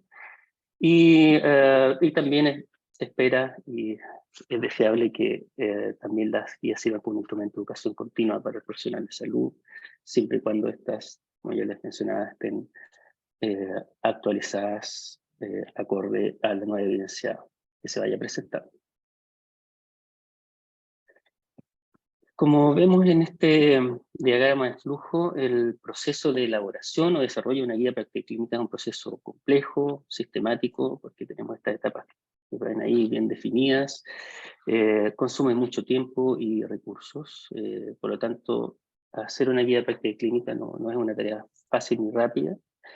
Se estima que el desarrollo de una guía de práctica clínica puede tomar entre 1 a 3 años, cosa que es bastante. Y como vemos acá en el diagrama, básicamente el proceso comienza con la elección del tema de la guía, donde definimos el alcance y los objetivos, conformamos, ¿no es cierto?, los grupos que van a estar a cargo de, ¿no es cierto?, de elaborar y redactar las recomendaciones que irán en la guía, y obviamente este proceso termina, ¿no es cierto?, con la elaboración de las recomendaciones para su posterior difusión e implementación, que son cosas que también se deben considerar al momento de diseñar o elaborar una guía de práctica clínica. Pero por razones de tiempo, solo me centraré en 3 etapas que desde mi juicio son críticas en el proceso de desarrollo de la guía de práctica clínica. Bueno, a mi parecer, una de las etapas más críticas es definir las preguntas que eran en la guía. ¿Ya? ¿Y por qué es tan importante esta etapa? Se preguntarán. Porque básicamente las recomendaciones de la guía son las respuestas a estas preguntas, por lo tanto, buenas preguntas, como decimos, van a llevar a buenas recomendaciones. Si tenemos preguntas muy amplias o muy vagas, probablemente esas recomendaciones van a ser poco concretas y van a ser no muy fáciles de poder implementar. Además, de alguna manera, al definir o elegir las preguntas que vamos a incluir en la guía, de alguna manera estamos definiendo el objetivo y el alcance de la guía. Y el otro punto importante, y porque tienen que estar bien elaboradas estas preguntas que vamos a incluir en la guía, tiene que ver porque estas preguntas nos van a ayudar a direccionar la búsqueda de evidencia y evaluar la certeza que ya algo ha comentado Matías de manera brillante en su presentación previa. Bueno, como las preguntas nos van a servir para poder hacer la búsqueda de la evidencia, obviamente formularse utilizando el formato PICO, población, intervención, comparación y desenlace. Aquí pueden ver algunos ejemplos de preguntas donde podemos ver los diferentes componentes de nuestra pregunta PICO, pero sin embargo, aún aquí no incluimos el desenlace porque, como vamos a ver también, es uno de los puntos relevantes y lo vamos a definir posteriormente. Y básicamente lo vamos a definir después porque nunca hacemos algo o hacemos una intervención que afecte solo un desenlace, sino más bien a varios de ellos, y por lo tanto también debemos ser capaces de definir cuáles son estos desenlaces que son importantes, ¿ya? Y cuáles de esos vamos, ¿no es cierto?, a considerar, ¿no?, en la evidencia que vamos a analizar. Lo relevante al momento de priorizar los desenlaces es que estos sean desenlaces que sean importantes para el paciente o para el que vaya a recibir la intervención. Por ejemplo, el caso odontológico, dolor, calidad de vida, sobrevida del diente, probablemente también la misma estética percibida del paciente son desenlaces que pueden ser de mucha importancia para el paciente, y por lo tanto quizás cualquier otro tipo de desenlace intermedio no nos va a prestar la utilidad adecuada para la toma de decisiones y que nos permita obviamente a la vez considerar los valores y preferencias de los pacientes.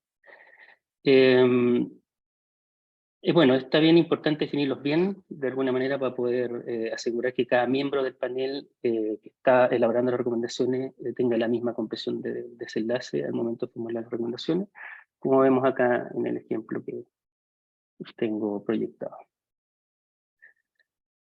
Bueno, no me voy a detener en el proceso de priorización de preguntas y desenlace, pero si quieren conocer un poco más sobre la metodología, como llegamos a las preguntas que vamos a incluir en la guía y los desenlaces importantes para el paciente, pueden revisar este artículo donde detallamos la metodología que utilizamos con una guía de práctica clínica odontológica. Bueno, como ya mencioné, una de las características principales de las guías de práctica clínica es que deben ser basadas en una revisión sistemática.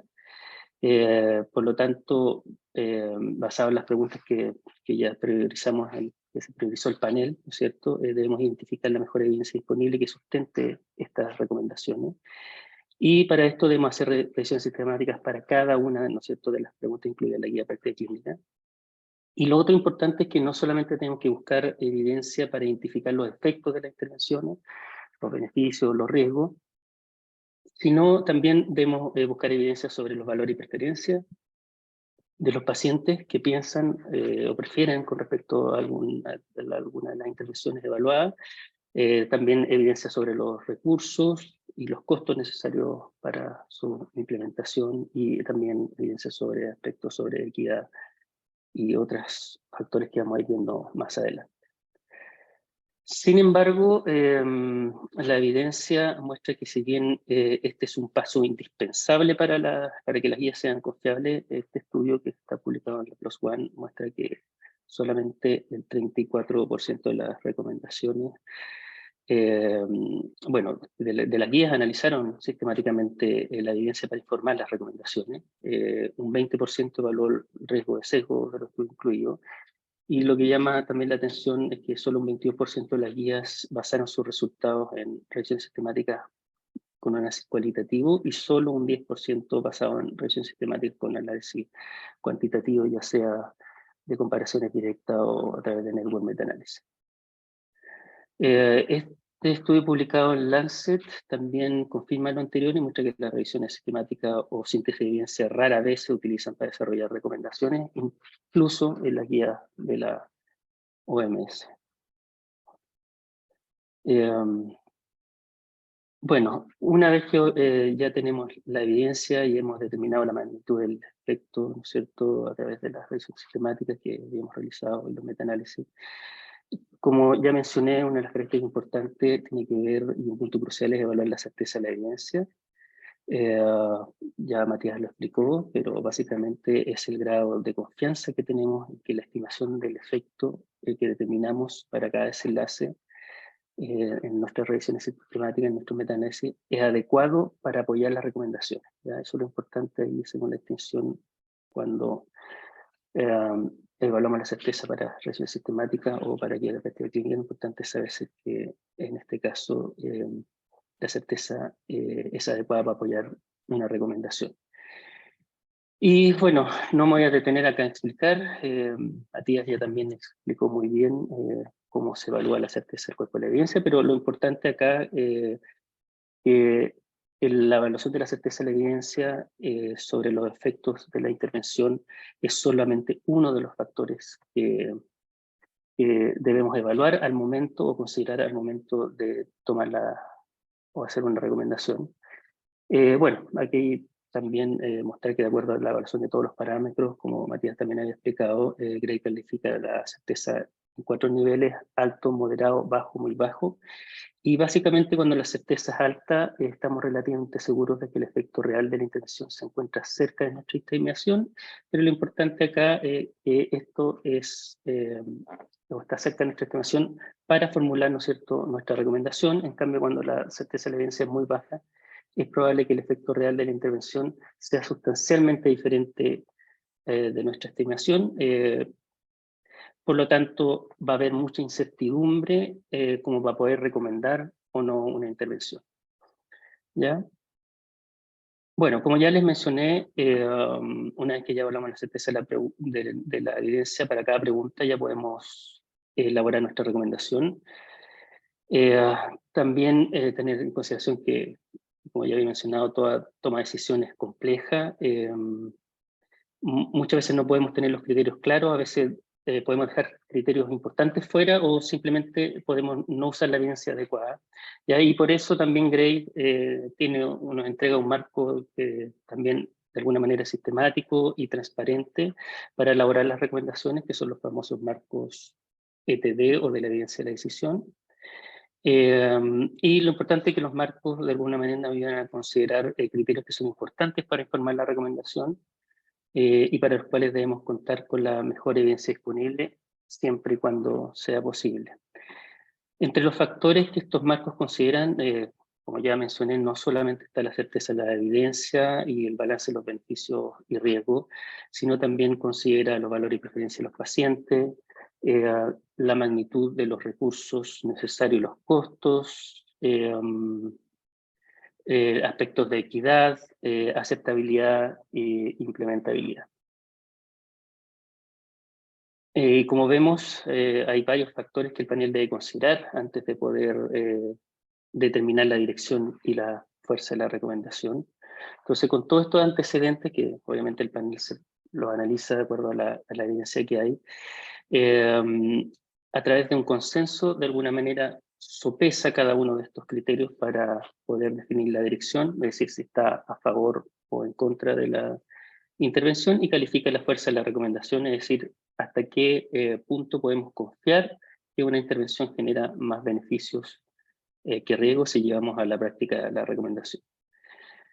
Probablemente una intervención que tenga un beneficio neto mayor, poca variabilidad, como los pacientes valoran los desenlaces, que sea menos costosa y más costo efectiva y más fácil de implementar, obviamente va a tener más probabilidades de ser recomendada.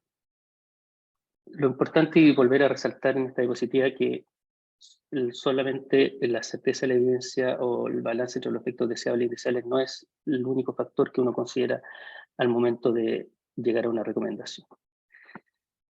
Bueno, ¿qué significa que una intervención sea fuerte o débil? Básicamente, las recomendaciones fuertes nos dicen que la intervención debe ser ofrecida a todos o casi todos los pacientes, si es obviamente a favor de la intervención, pero por el contrario, que no debería ser usada en ninguno o casi ninguno de los pacientes si es en contra.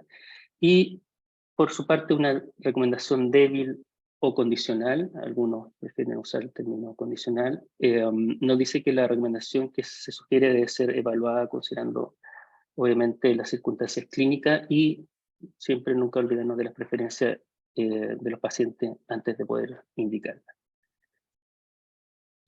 Bueno, aquí tenemos un ejemplo de una recomendación fuerte tomada de la Guía de Salud Oral de Adolescentes del Ministerio de Salud en Chile, donde aquí se recomienda en adolescentes de 10 a 19 años realizar instrucción de técnica de cepillado para la prevención de enfermedades periodontales y la recomendación fuerte a favor y certeza de la evidencia moderada. ¿Ya? Lo importante, y como también había mencionado anteriormente, es que una recomendación debe ser clara, básicamente, y proporcionar la certeza de la evidencia y la fuerza de la recomendación, como lo vemos acá en este ejemplo.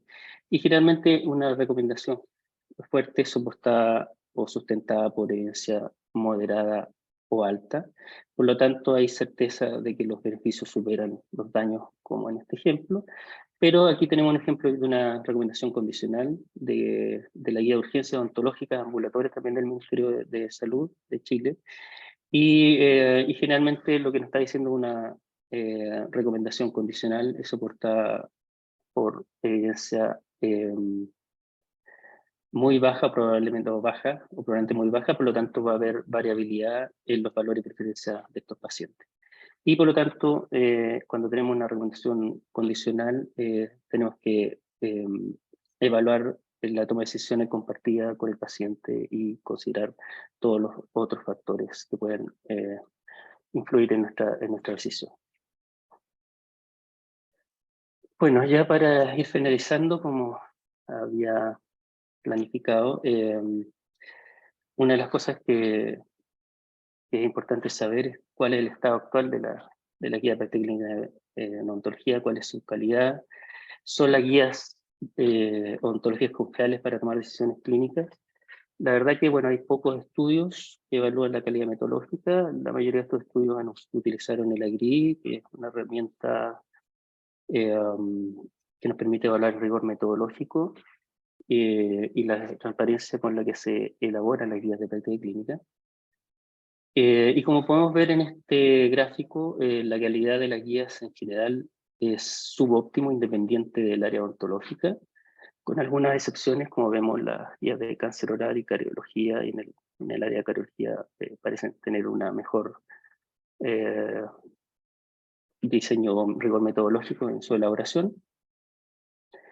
Pero al evaluar los diferentes dominios que evalúa la guía, podemos ver que la mayoría de las guías empiezan muy bien su proceso, pero no lo terminan de la misma manera. Hay claramente algunos dominios que son bastante débiles, como la participación de las partes interesadas, que básicamente lo que yo les comentaba anteriormente, que representa la opinión de los usuarios previstos en la guía. Y esto se debe básicamente a que las guías no consideran la opinión y las preferencias de la población objetivo para formular las recomendaciones, y obviamente esto puede tener un impacto en la adherencia por parte de los usuarios. Y también otro punto bajo tiene que ver con la aplicabilidad. Pocas guías evalúan las posibles barreras y facilitadores para su implementación, así como las implicancias financieras y para poder implementarla. Entonces esto también puede generar un impacto en la adherencia de las guías de práctica clínica ontológica. Como vimos, también uno de los puntos centrales importantes de la guía, para que estas guías sean basadas en evidencia, tiene que ver con el rigor metodológico. Es claramente uno de los elementos, aspectos más importantes. Y como vemos acá, en rigor metodológico también la mayoría de las guías fallan en reportarlos. La metodología, básicamente, falla en reportar la metodología de cómo se sintetizó la evidencia, y también y se analizó la evidencia, y también de cómo se elaboraron las recomendaciones. Y muchas veces lo que hacen las guías solamente reportan que hacen una búsqueda sistemática, pero no dicen nada más sobre el proceso de la revisión sistemática. Por lo tanto, ahí uno puede quedar muchas dudas de cómo se seleccionó, ¿no es cierto?, la evidencia que va a soportar cada una de las recomendaciones. Por otro lado, pocos estudios evalúan los factores que influyen en la calidad de las guías odontológicas. En este estudio nosotros evaluamos los factores que afectan la calidad de guías de traumatismos dentoalveolares, y como era de esperarse, las guías más recientes y las guías realizadas por gobiernos presentaron una mejor calidad metodológica. Obviamente ya vimos que el proceso es complejo y costoso, el de elaborar una guía de práctica clínica, por lo tanto se requieren más recursos humanos y económicos, y por eso que obviamente guías, ¿no es cierto?, quizás de instituciones, organizaciones más grandes como el Ministerio de Salud pueden tener un mayor rigor metodológico. Y en este otro estudio que también realizamos en el centro, evaluamos guías con recomendaciones para la atención odontológica durante la pandemia COVID, y vimos que las guías, a medida que se iban actualizando, iban mejorando su calidad metodológica, y esto probablemente en respuesta a la producción de nueva evidencia que iba surgiendo durante el periodo de la pandemia. Bueno, para finalizar, unas consideraciones finales. Así que estoy en el tiempo, así que Julio, no me retes, por favor. Desde una mirada muy personal, creo que el primer paso para que la calidad de las guías mejoren en el ámbito odontológico, obviamente, es crear conciencia entre los odontólogos y los gestores de salud sobre el valor que tienen las guías para la práctica clínica, por lo que también creo que se requieren más instancias como esta para poder posicionarlas de alguna manera. También otra cosa, y como vimos, una de las principales falencias de las guías es que no son capaces de involucrar a los pacientes y obtener sus perspectivas, ¿ya? Y así considerar sus valores y preferencias al momento de elegir o elaborar una recomendación frente a una intervención específica. También creo que fallamos un poco en la difusión activa y las estrategias de innovación, de implementación, ¿no es cierto?, de las guías. Por lo tanto, hay que buscar nuevas estrategias que sean innovadoras y que permitan que llegue al usuario, ¿no es cierto?, de las guías de práctica clínica. También debemos también generar algún mecanismo confiable para poder actualizar las guías e incorporar nueva evidencia a medida que se vaya presentando, es decir, para que no nos vayan quedando obsoletas, y ojalá mantener lo que ahora está muy en boga, hacer estas guías vivas, a medida que va habiendo evidencia que cambie alguna recomendación, ¿no es cierto?, se va evaluando. Y finalmente también creo, si bien hay algunas iniciativas, creo que todavía faltan más algunas iniciativas colaborativas para evitar recomendaciones contradictorias por parte de diferentes sociedades odontológicas. Eso es lo que tenía planificado para hoy. Gracias. Y disculpen que haya Muchas sido gracias, un poco... Carlos, por la excelente presentación. Nos quedan 5 minutos. Yo no sé si nos pasamos un par de minutos más para poder responder algunas preguntas que han hecho durante las presentaciones. Voy a partir con las 3 primeras preguntas para que conteste Josefina, porque tienen que ver con la presentación que hizo ella. Te voy a rogar brevemente a ver si alcanzamos a hacer las 6 preguntas que tenemos. Preguntan sobre Scoping y Mapping Review. Queda clara la característica esencial de los mapping, aunque a veces me confundo con los Scoping, dado que hay propósitos compartidos. Pero también se puede confundir con un overview. ¿Hay alguna diferencia sustancial que no sea la presentación gráfica de los resultados? Después alguien pregunta si hay algún software para graficar los resultados de un Scoping. Y finalmente pregunta la doctora Coronado si hay uso de evidencia en el tema de promoción de la salud. Josefina. Sí, gracias por sus preguntas. Bueno, en primer lugar, para contarles brevemente sobre la diferencia entre esta síntesis de evidencia y el overview, es que acá más que nada se plantea hacer como una presentación descriptiva de la evidencia disponible, pero los overviews más que nada sí buscan responder las preguntas clínicas y evaluando también críticamente la evidencia. Y más allá entre la diferencia entre los scoping y los mapping, además de esta presentación visual de los resultados, los scoping se buscan más como, se enfocan en una descripción general de los conceptos claves como de un área de investigación y sus principales como fuentes y tipos de evidencia que existen publicados al respecto, mientras que los mapping toman como toda esta evidencia disponible y la organizan, y la muestran de una forma organizada como en función generalmente de sus intervenciones o desenlaces. Eso como para responder esa pregunta. También la otra pregunta que era con respecto como a su uso en promoción, si es que se hacen unos métodos adecuados del scoping review enfocado como en su contexto de PCC, en el fondo ahí sí podría ser útil para orientar estas decisiones en promoción, porque como preguntaban en el fondo, sí se pueden enfocar en un contexto específico, a un país, a un sistema de salud en particular, y la metodología como de las acciones en la promoción se puede mostrar o no, dependiendo de la profundidad del scoping. Hay unos que pueden verlas como por encima, otras que pueden indagar un poco más en esta. Las limitaciones sí serían como más que nada que no se combinan los resultados de las revisiones o de los estudios y no se hace un análisis de la calidad de la evidencia. Entonces ahí tendrían que tener quizás un poco más ojo de analizarlo críticamente los resultados que provee el scoping para tomar decisiones en salud. Gracias, Josefina. Eso.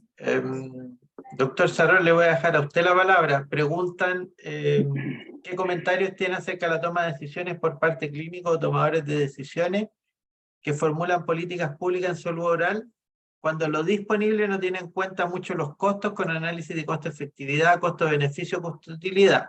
Y otra persona pregunta si las guías de práctica clínica se basan en una única revisión sistemática o en la síntesis de varias revisiones sistemáticas. Ok, gracias Julio por las preguntas y gracias por las preguntas a todos.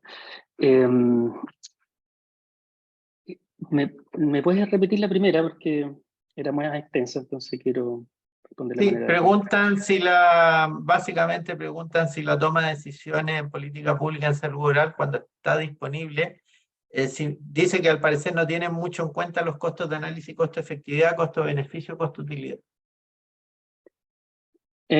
Sí, bueno, parece que yo creo que ahí es un tema un poco más amplio para discutir. ¿Ya? Efectivamente, cada vez que se desarrollan las políticas de salud, una de las cosas que uno debe evaluar, ya incluso del momento de que se van a implementar, tiene que ver con la evaluación de la implementación. ¿ya? Y obviamente dentro de esa evaluación está evaluar, ¿no es cierto?, la costo efectividad de las intervenciones que se van a implementar. Y probablemente, y obviamente uno de los otros puntos importantes también es después evaluar el impacto, ¿no es cierto?, de estas políticas y si están cumpliendo los objetivos para los que fueron creados.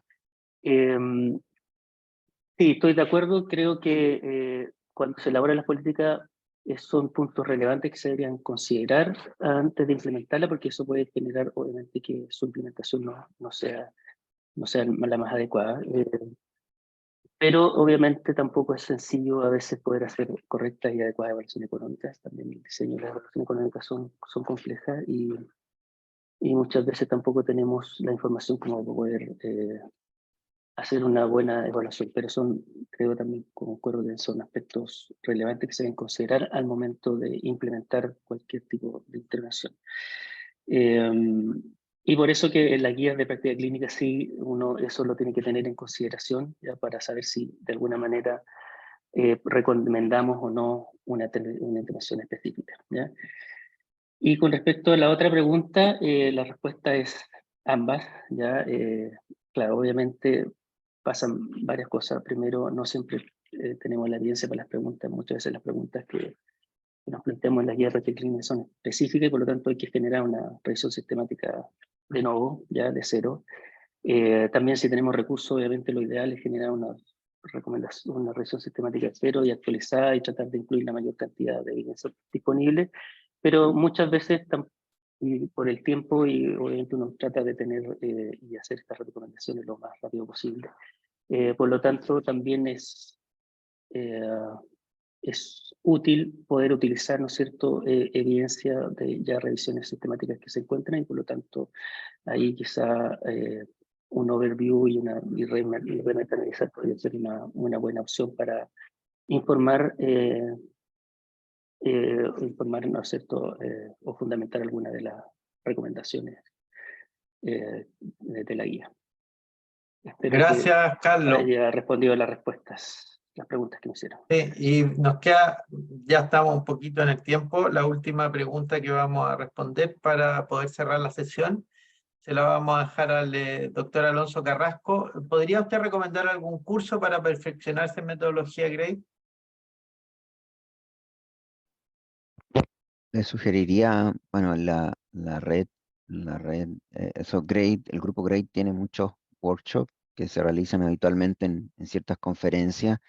Eso podría ser una forma de hacerlo. Hay mucho material online también que se puede utilizar.